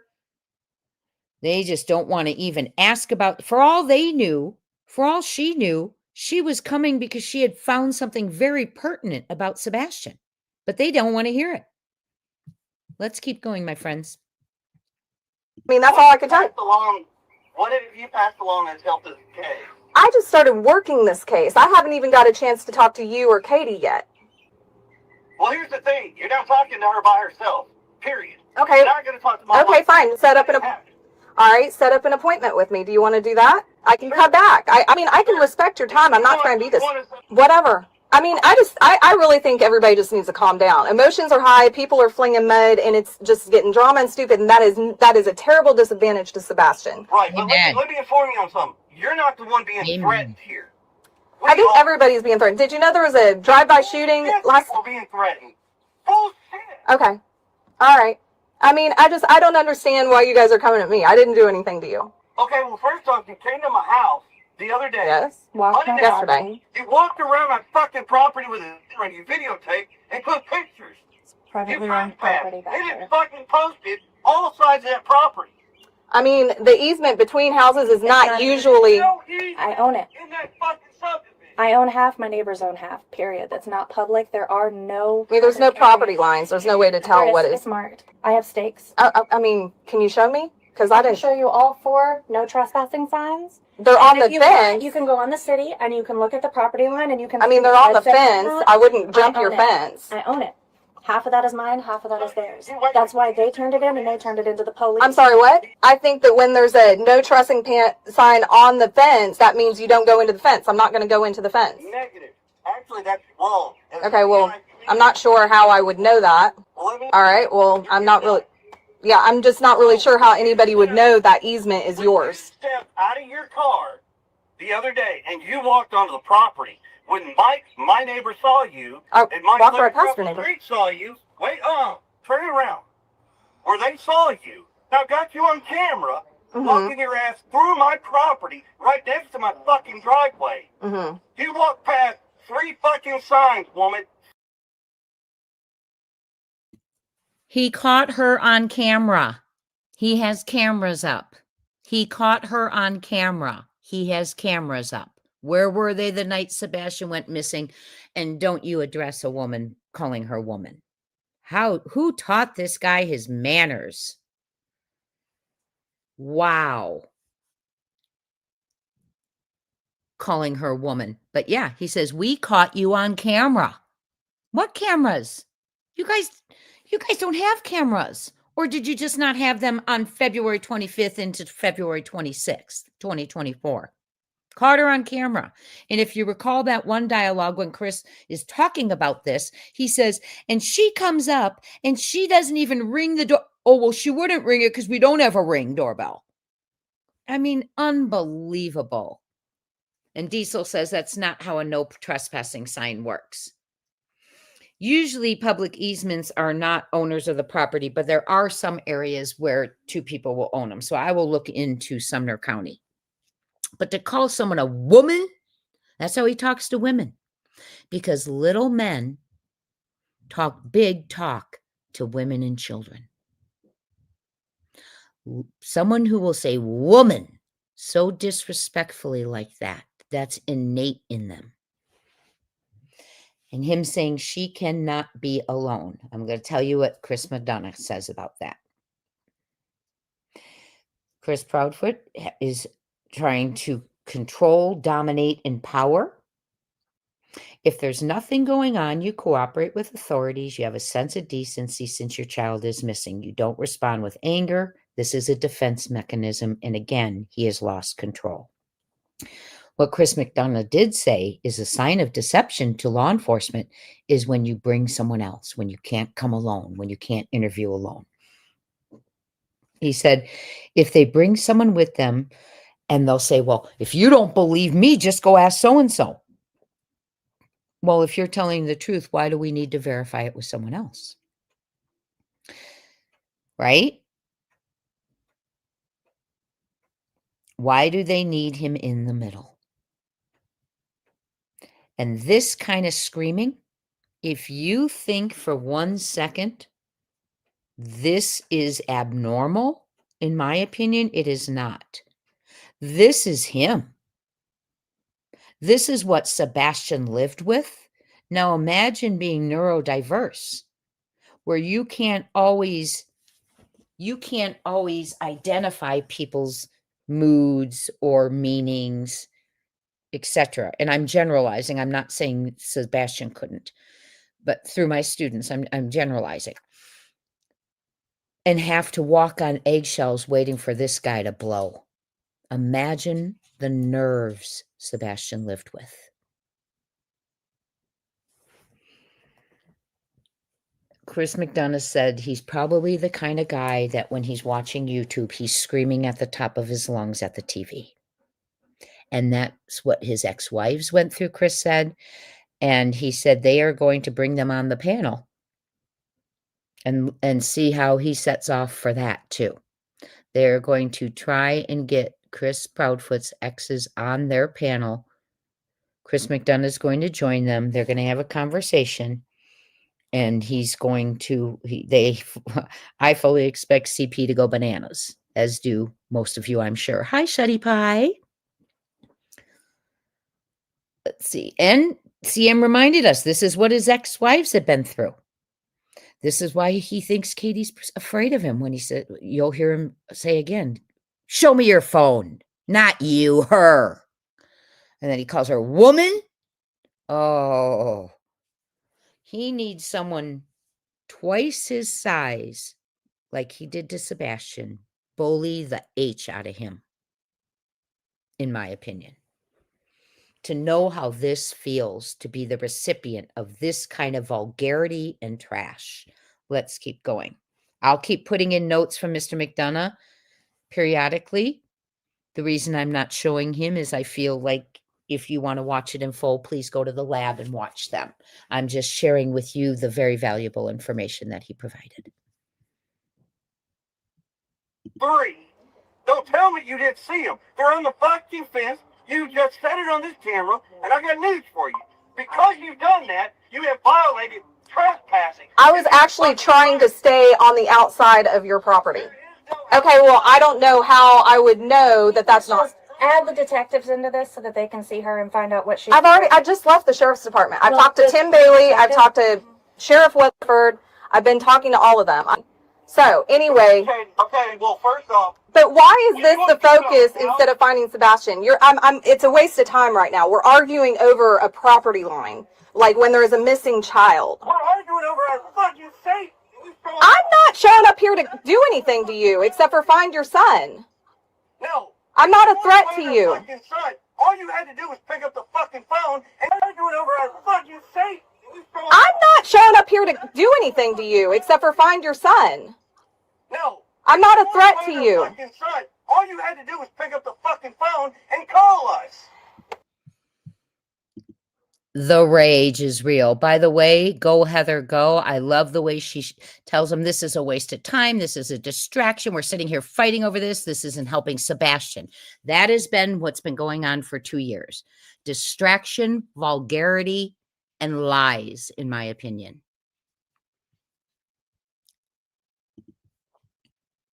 That's not how I operate. I talk to people in person. That's what I do. You're shit at your job. No, that's not shit at your job. PIs don't call people. They show up at their houses. Well, I got news for you. Okay. Are you going to set up an appointment with me, or do you just want to keep yelling at me? This is really ridiculous. Like, this is the drama that's a disadvantage to Sebastian. He's not going to be found this way. Answer my question. What the hell are you going to do to help find our son? I am knocking on doors, talking to sex offenders. FBI, Secret Service, TBI. I am communicating with the I just talked to Tim Bailey, asked him if they talked to the sex offender. They have not talked to the sex offender. He said, I'm free to go do so, which is what I'm doing, okay? Okay, well, first off, when you come on somebody's property, you're supposed to announce yourself, because we have it posted, no trespass. It doesn't matter what your fucking job title is. Once it's I try to explain to you. There's no property lines in that entire subdivision. No. There's no community. No, nothing. Nothing. So where you were walking yesterday on camera, you're on my property. But I really wish that you would lighten up a little bit, because we are focusing on the wrong thing when we should be focusing on finding Sebastian. If you want me to lighten up? I do. You want me to lighten up? Yes, sir. It's real simple. I will not walk on your property again. I apologize for walking down the easement, what looked like an easement. You told my neighbor you were hired by the family, and I am the family. So Exactly. The heck she is. She might be the mother, but she's not acting like a mother. Sebastian, if he's watching all of this, this is what he hears, is that stepfather. He doesn't see his mom fighting for him. He sees his dad fighting for him. She's hiding from him. This is lack of impulse and emotional control. It is a very immature person, in my opinion, with lacking frontal lobe development, in my opinion. He has rage. He's worried about his safety. What? From people finding something on your property? What about Sebastian's safety from him? No one protected Sebastian from him. This guy's a monster, in my opinion. Listen to him. It's terrifying. Imagine living with that. Katie, how can you choose to remain? In my opinion, it's unbelievable. He would terrify anyone, in my opinion. But guess what? If he has any involvement, one day he will go to jail and others will show him how men treat each other in prison. Little man syndrome. That's right. Allegedly, in my opinion. This is crazy. They've not even asked about Sebastian yet. What is on the property? What is on that property? Now, you know, we all hear often that sometimes, and I'm not accusing anyone, and I'm not saying Sebastian isn't with us. I'm giving a hypothetical. Sometimes when mothers unalive their children, they keep them close. Now they've moved out of the home and someone's in the home, and I'm wondering, is it someone that they specifically handpicked to live there? Right? Someone who they know won't let anyone on the property, around the property, etc.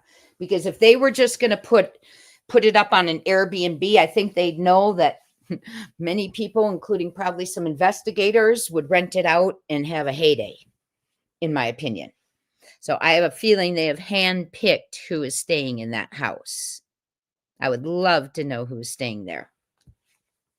But he's worried about his safety. Did he worry about the child's safety who he hit and hit her in the mouth? Made her mouth bleed? Did he worry about Sebastian when he hit him with a belt more than once? Allegedly, in my opinion. Did he worry about Sebastian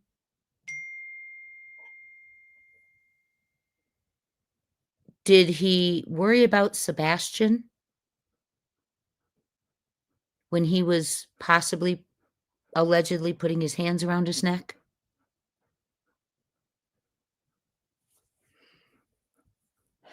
It's very upsetting. And Becky says if a postman can walk through there, then there's a problem with trespassing, in my opinion. Okay, thank you. And in Tennessee, Kathy says homeowners do not own the easements for utilities. The county does. See, I had looked something up like that too, but I wanted to delve in further just in case, because I know there are some places where the owners share the easements. My beach house was one of them. Okay, let's go. Let's keep going. Still not on Sebastian now. They are 6 minutes and 42 seconds into it, and they are still fighting about everything being thrown out as a distraction except for the main attraction, Sebastian. That's not even being discussed. That's all the PI wants to discuss, but that's the last thing they want to discuss. Very upsetting. If I didn't So hire that you. tells me right there that you're hired by the Rogers family. But I am not hired to implicate or accuse you. And I'm not asking okay, you to implicate. I am trying to find him. So I want to talk to you too. You'll come find me. That's what I'm trying to do. I'm here trying to find you. I'm not hard to find. Okay, when do you want it? Let's set this up. When do you want to meet? Work. Whenever. We're at Memphis. I'll be in Jackson tomorrow, so I can meet you. I can come all the way to Memphis if that's what you require, or you can meet me somewhere in between. Well, I would prefer you come see me because I work nights. So 9 to 1 when you guys are up, I'm actually sleeping. Okay, so, but it's not going to be you and Katie, it's just going to be you? It would be just me because unless Katie's coming down to see me, well, she can't. We have other things that have to happen at the house. It wouldn't be together. The only time we're going to be together might be Sunday, Monday. That's when we might actually be back together again. Okay, well, I'm working. I mean, I'd rather do it both at the same time. And you already said you don't want me talking to your wife without you present. So Right. that would That's mean, and you can ask the cops that. They don't show up and talk to her without somebody telling us both. That's Okay. just the way this works. That's safety in numbers. I don't trust. Don't take it the wrong way. I don't know. Well, and I mean, we wouldn't know each other. I mean, we have no reason to know each other prior to this. I don't believe he has an agreement with law enforcement. I really don't. Just like when law enforcement, they were asked comments at different times, they say, you can call law enforcement and get a comment from me. Things like that. I think they use law enforcement as a shield. I do not think they have an agreement with law enforcement because law enforcement had already called Katie in on her own when Chris wasn't there. And that's when she freaked out, couldn't answer questions. And now she has pled the fifth allegedly, and they have lawyered up. Again, KP, if you have zero involvement in the disappearance of your child, which I pray to God you don't, there should be no question you can't answer. There should be no reason you feel unsafe speaking to the police alone. There should be no such thing as safety in numbers. Who stood beside Sebastian for safety? No, he wasn't even in the state. He's in Mississippi, apparently, screaming. He's inserted himself from the beginning, just like Don Wells did. He wasn't there, but he controlled the narrative. And I forgot to mention when Sonny was talking at the end, he did say, and I want to address it, the longer this goes, I'm afraid it's not going to be good for the family. And he said, I hope he's safe, but it's not looking that way. And then he said time. So I'm hoping that that's just time. That statement comes from the time that had passed rather than evidence found. Let's keep the hope. Yeah, the gatekeeper. Exactly, Deborah. But But it's not hard to make a phone call and talk to somebody first. Blah, blah, blah. yeah. That's fine. However, my history with cases like this is that, you know, especially with you guys are already defensive. Right, I understand that. Not everybody in this world is like that. Not everybody is like that. I'm not. I'll be honest, I'm level-headed, I'm very brash, I'm blunt to the point. Level-headed, Mike. I've already told the cops this. I don't give a flying fuck what happens to him or what happens to that fucking family. Yeah. They did what they did. Yeah. I would like, what would be really great in a perfect world would be if I could calm that down a little bit, because right now, but it's not this isn't helping Sebastian. You know, It didn't help Sebastian when he aired his trauma. It didn't help Sebastian when he accused his mother of murder. It didn't help Sebastian when he made almost $50,000 on my son going missing. Who did? Seth. Yeah. Don't know. I didn't know about that. I don't know anything about that. Every single day he goes on. Internet sleuth. Let me lay this out for you, okay? They could But investigate. again, I tried to work with him. We were all in my house. Mm-hmm. Me, Katie, Seth, and two other witnesses and law enforcement. We're in the house. Yeah. I brought up, what else can we do to help with this situation? Right. Okay. And when I said, hey, do we need to raise money? Do we need to get some investigators? What do we need? Horses, whatever. We'll do whatever. Yeah. They said don't Yeah. do anything with money because it makes the family look bad and it could turn ugly. Okay, Yeah. cool. All of us standing in that living room in my house made an agreement Mm-hmm. that said we were not going to do that. Okay. The fact that he Okay. blatantly Well, fucked so- up My my son. question, hold on. Wait, Doggy. Stop. Turn your phone around. Not you. Hers. I want to see the face of her phone. Oh, that she's You recording. want to see the face of my phone? Yes. Let me unlock it. Having this conversation.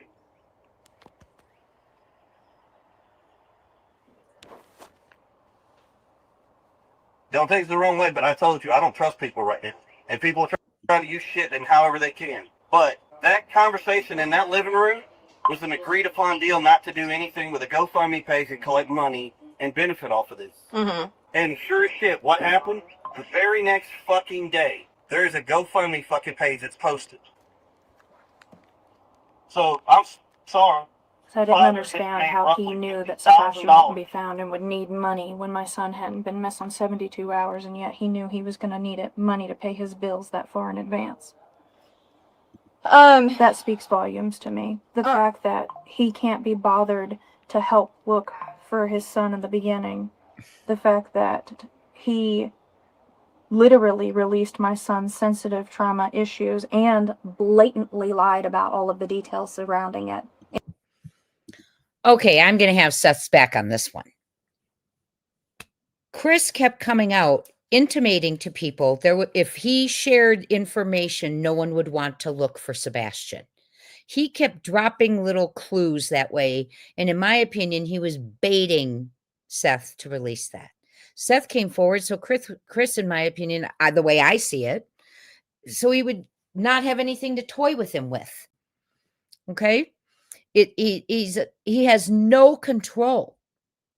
Now imagine if they would actually go after him for the abuse alleged and charged him and put him in jail. They might actually get something out of him. Poke the bear. He has no emotional control. Chris McDonough said he has no impulse control. He also said that, let me add to this a little bit. Where was Chris Proudfoot working from 9 p.m. to 1? 9 to 1. Something about concrete comes up.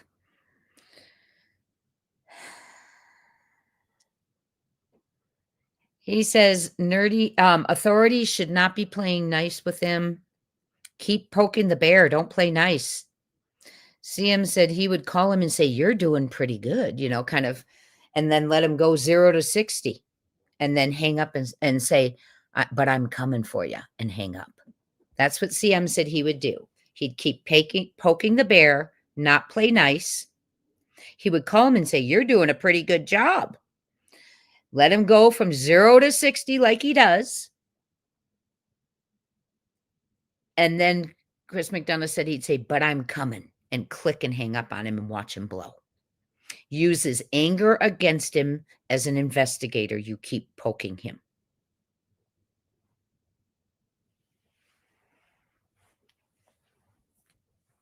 It's really hard to listen to. Just so to let you know, we are 11 minutes in and there's still no conversation about Sebastian.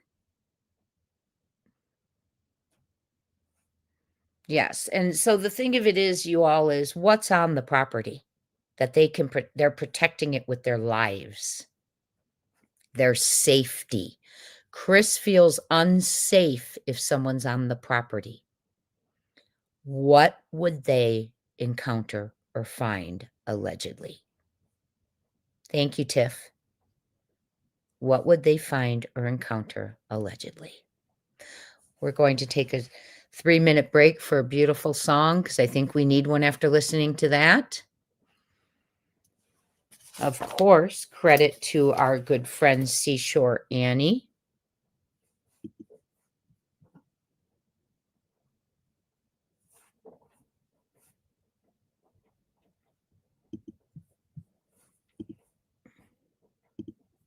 Let me put a 1 as soon as I start it so I know you can hear it, please.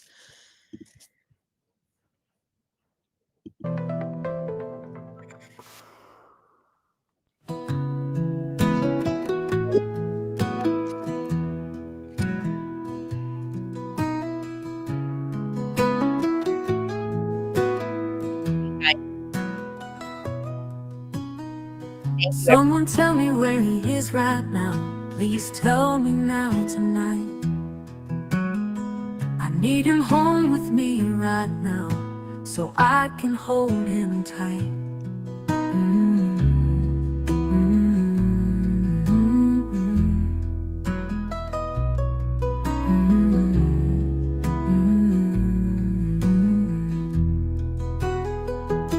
They had no right to take your son. They had no right at all. Like a thief in the night, they took you.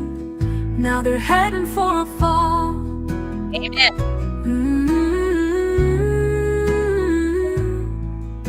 They're heading for a fall.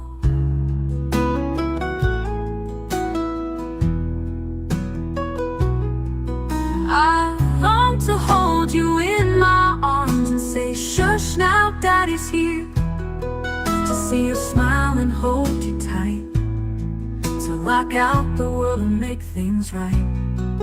I long to hold you in my arms and say, shush now, daddy's here to see you smile and hold you tight, to lock out the world and make things right. They had no right to take your son. They had no right at all. Like a thief in the night, they took you. Now they're heading for a fall.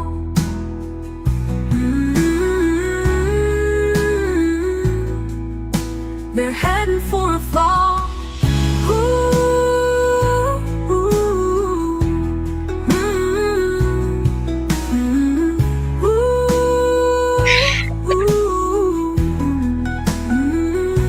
They had no right to take your son. They had no right at all. Like a thief in the night, they took you. Now they're heading for a fall.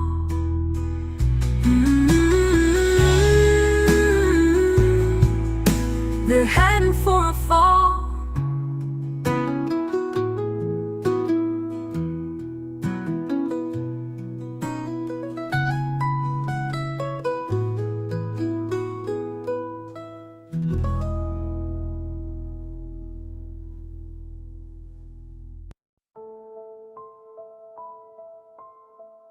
Sorry, that was credit to Seashore. That was credit to Seashore Annie. I put the link in the chat. Please go over and subscribe to her channel. What is hidden in or around that house? Let's keep going. Okay. 1 second.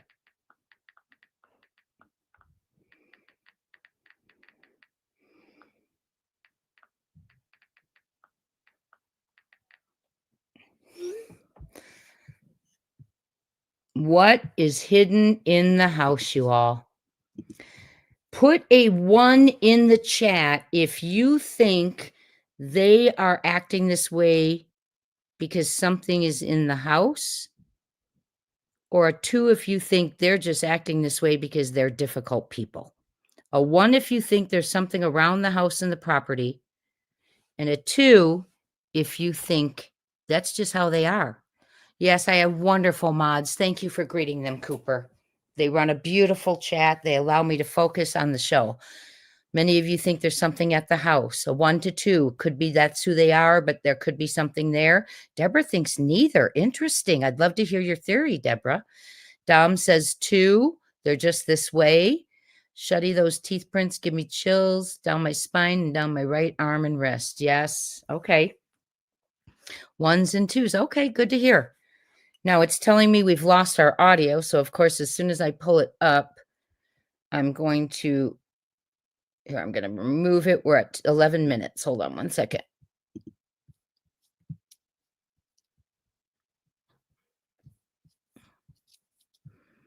I am going to know if you can hear this, y'all, because it's telling me we lost our audio. So hold on. Let me share it again.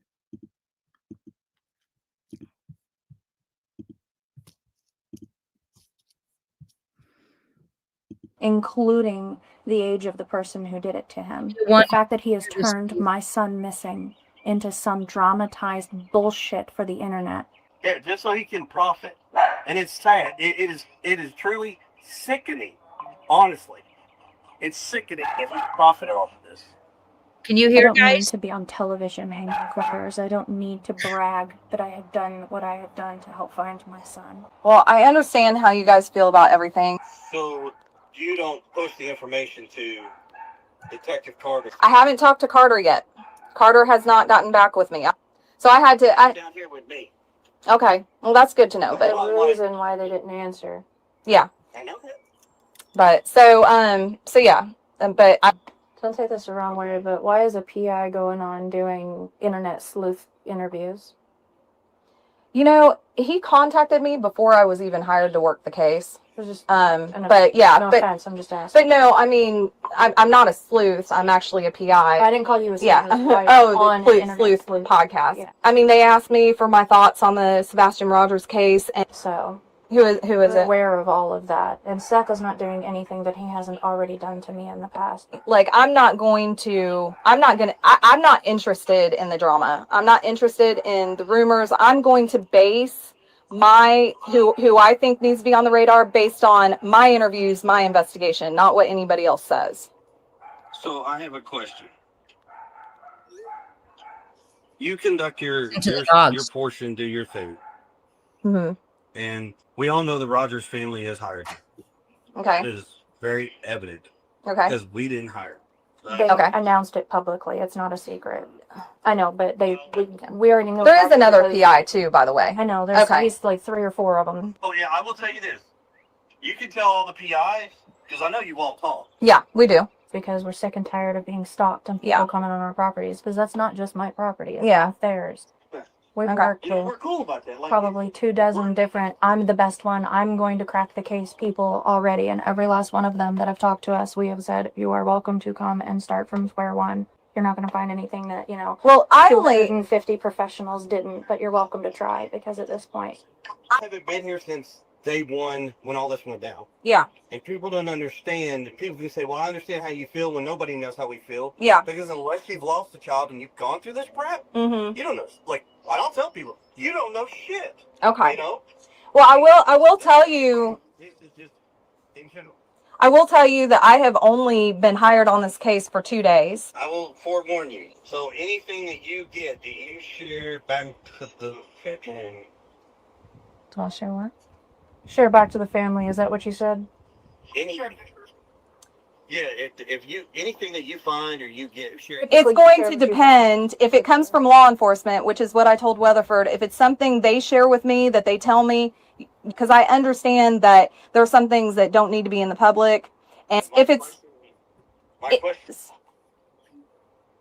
Answer our question.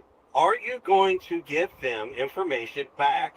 Yes or no? I mean, it's real simple. Depending on what it is. If it's something I can share with them, yes, I will share it with them. I will say this: I wish you the best of luck. I hope you find some. I hope you get some. Truly.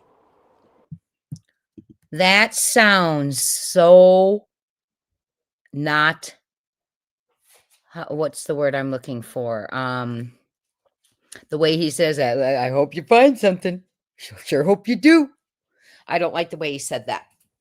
It sounds like it's like a joke to him, in my opinion. I don't know how to say it. Not sincere. There we go. That didn't sound sincere to me. Ingenuine. Thank you, friends. Yes. I don't like the way he says that. And now his focus is on, are you going to give law enforcement what you find?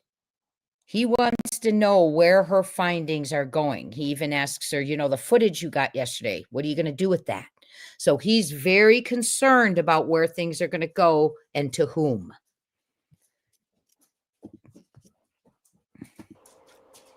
I truly do. I hope you can find, I don't give a shit what it is, piece of evidence or something that will move something in one direction. Right. I will tell you this. There is no chance Seth Rogers or the Roger family is going to reach out and contact us, and there's going to be reciprocating phone calls, because it ain't happening right. There doesn't need to be phone calls between you guys. The only way that's going to happen, he ain't going to do it. He ain't going to do it. Yeah. It's real simple. So, and I mean, unfortunately, he's made this bed, he's going to lie. I mean, it is what it is. I tried, 4 different times to get him to interview with me. It seems like y'all were somewhat cordial in the beginning. We were. We have been very cordial. I got proof of shit where he's running his mouth that he didn't talk to me and all this. I got phone records where I have had hour-long conversations. When he said that Hatton spoke to him, that we refused to speak to him for 2 weeks, he was on the phone with him for long periods of time. Damn near every day at that point. Welcome to They were welcome in the house. It was fine. Mm-hmm. And what was your name again? This is what they told us about YouTube. Well, everybody and I'm being honest, everybody on fucking Facebook, all this YouTube, all this TikTok, all this bullshit, they could take those fucking shows and stick them so far up their asses, and I hope they choke on. Yeah. What on there ain't a fucking one of them out there that have sit here and run us through the fucking dirt. Yeah. I wouldn't piss on them if they were on fire. Well, we're so unhinged that they found some lady that has the same name as me that murdered her child, I guess, in the early 2000s, and they're trying to say that that's me. That's the problem with sleuths that don't have access to like actual databases, is that a lot of these like Truth Finder and all those like, the public access ones, there's mixed information. Let me ask you this. You're going after sex offenders, Mm-hmm. obviously. Right. That's my, You have the access to scan the dark web for trafficking? yeah. I can get that done. Not me personally, but I know somebody, yeah. Do it. Listen very carefully to what KP's about to say. Chris McDonough said she's leading her down a rabbit hole. And he points out some of the things she says. So he calls it leakage. We have a few minutes of leakage here from KP. And CP actually remains quiet for a moment. Praise the Lord. Okay. Please. I mean, you're not more for me, but Yeah, no, but that's, is that is me personally, but I know somebody, yeah. honestly, Right. That's my you have Truth Finder and all those like, the public access ones, there's mixed information. Let me ask you this. You're going after sex offenders, Mm-hmm. obviously. Right. That's my, You have the access to scan the dark web for trafficking? yeah. I can get that done. Not me personally, but I know somebody, yeah. Do it. Okay. Please. I mean, you're not more for me, but Yeah, no, but that's, is that how you feel? That's what you think is going on? everybody keeps talking about trafficking and trafficking and trafficking. Yeah. And they just found 11 missing kids, and Right. everybody's going after this whole sex offender bullshit. So if there's anything to it and someone took him and it's trafficking, Mm-hmm. where would they go? Right. Because if he were within 5 miles of this house, there's no chance that he wouldn't have been found. None. Because I know every single group, agency, technology, Yeah. everything that was brought in, there's no chance he was within 5 miles of this house. Okay. It was done over and over and over, and they used heat sinking, they used Yeah. FLIR, they used Yeah. vision, they used night. They did. If you can name it, they did it, and they did it in multiple ways. Mm-hmm. I don't think he's that close to home, unless he's in a basement. I was begging them to search farther. Mm-hmm. Okay. This area has been canvassed.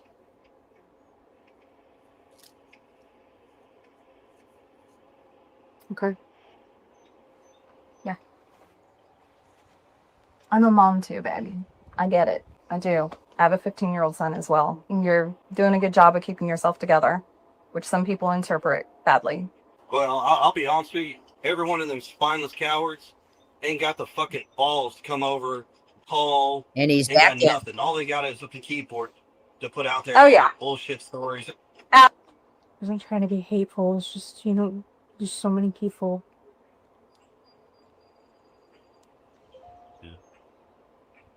So do you plan on releasing any of the footage and pictures that you took of the house? No. That's for me. That's for my file. There's not an inch of my house inside or out that hasn't been publicly posted. So you can find it. It's easy. Yeah. I mean, the pictures, regardless, you can find the pictures of every angle. Yeah. On Silk. I'm sure. Well, I will say this much. Before you make that trip to Memphis, Hmm. I need to make sure, one, I'll be able to have the time to actually sit down and talk, because we have concrete floors, a chicken flow, and those hours are longer than normal. So I don't want to sit up there and waste your time and your energy or gas and stuff coming down here if I can't. So he's backing out of talking to her now. First she had to talk to him. Now he's giving a little, excuses. I want to go over. Chris McDonough said he does not believe in SO has committed this crime. He does not believe Sebastian is on the dark web. because someone snagged him when all cameras were off when she works for surveillance and they weren't on that night. He doesn't believe that a stranger came in, snagged him, all cameras happen to be off, and that they're selling him on the dark web. KB sending her down, he believes she's sending her down a rabbit hole, telling her to check for that. And when she says, "Is that what you feel?" instead of giving her personal emotion, she says, "Well, everybody." So she's not even connecting to that, okay? He does say, if you look at the risk level of an offender, for it to be someone random, it would have been way too high a risk to go to a house where somebody's blown a gasket. I mean, look at what he does over trespassing. Imagine trying to get in there and evade mom and cameras. You'd have to know where the cameras were down, where the cameras were, and that they were down that night. A stranger wouldn't have known that. Then somehow get him out like Houdini and not be captured on any cameras and no one seeing him. Chris McDonough said a stranger didn't take him and trade him. Okay. And that Katie's leading him down a rabbit hole. Katie also says, I know for a fact that he is not within 5 miles. He was not within those 5 miles. She said, I know every group, agency, technology. Chris McDonough said, that means that plays into premeditation and planning, that they knew what technology would be brought in. In their premeditation and planning, they considered what technology would be brought in, what groups would be involved, and what agencies would be involved. I know every group, agency, technology. So they put thought. There was thought in that. Hi, Nick. How you doing? Nick the Hat's in the house, everyone. Say hi to Nick. So I thought that was really interesting perception on that. Nick, you are just in time. I am about to share something. Everybody, we are transitioning before the end, before we get off of here. Nick the Hat has a special documentary coming Sunday about the Cleveland Three, and we have a little sneak peek I'm going to share with you right now. You're very lucky because you get to see the sneak peek.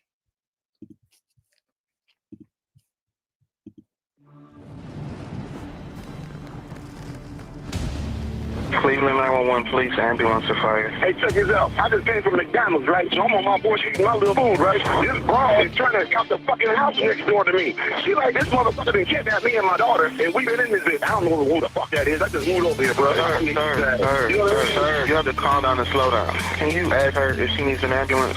She needs everything. She in a panic, bro. I think she's been kidnapped, so, put yourself in her shoes. On a regular block, on a regular evening, someone was supposed to stay missing. Danita, every time I come out to the spot where Amanda Berry was last seen, I'm always struck by the volume of people that pass by here, even at this time of night. And it is in those numbers that Amanda's family believes there is someone who saw something. A Nick the Hat YouTube Live primetime event. Kids rode their bikes past the same house every day. There is a rally for justice for 2 missing Cleveland girls scheduled to be held this afternoon. Family and friends say they want answers and closure in the Amanda Berry and Gina DeJesus cases. And the house that mattered most never made a sound. Then it happened. Most people would turn the volume up and pretend they heard nothing. But not Charles Ramsey. Right now, the breaking news out of Cleveland, a really unbelievable story. 3 young women missing for a decade, found alive and together in the same house just blocks from where they vanished. A remarkable tape of a neighbor identified only as Charles, who knew something was wrong and took action. Listen to this. Hey, Charles, let me talk to you. I'm talking with Charles Ramsey. He's a neighbor. Her screaming. I'm eating my McDonald's. I come outside. I see this girl going nuts, trying to get out of her house. So I go on the porch. And she says, "Help me get out. I've been here a long time." Take a look at this picture. It says it all right there. Amanda Berry beaming right in the middle after missing for 10 years. And this is a map we want you to take a look at. Amanda Berry was 16 when she disappeared in 2003. Gina DeJesus vanished in 2004 at age 14. And Michelle Knight was 21 when she went missing in 2002. And you can see they were all found so close to the locations where they were abducted. Then, the 911 call that captivated the world almost instantly. Cleveland 911, you need... Hello, police. Help me, I'm Amanda Berry. You need police, fire, or ambulance? I need police. Okay, and what's going on there? I've been kidnapped and I've been missing for 10 years and I'm here, I'm free now. No plan to be anybody's hero. I knew something was wrong when a little pretty white girl ran into a black man's arms. Something is wrong here. Amanda Berry's mother has spent the last 15 days wondering about and searching for her 17-year-old daughter. My nights are getting longer, my days are getting shorter. Today marks 10 years since Cleveland teenager Amanda Berry disappeared while walking home. She was 16 years old. A Nick the Hat YouTube Live special event where Charles Ramsey finally walks us minute by minute through the night that changed 3 lives and his forever. Joined by Mr. E from YouTube's Mr. E's Crimecast and Court TV's Julie Grant. This Sunday at 7 p.m. Eastern, 6 p.m. Central, only on youtube.com/NickTheHat. Dead giveaway.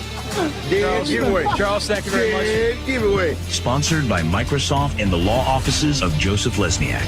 Say I kidnapped you. Say I come to your house tonight, Greta, and kidnap you. Or send 2 of my friends to come get you. Just kill him. There. Obviously, you're still very affected. Bro, in the year that you've been there. Bro. Parental guidance is recommended. This content is not suitable for children under 16. The proceeds will be directly donated to the National Center for Missing and Exploited Children through YouTube's platform. She homeless or she got a problem. That's the only reason why she run to a black man.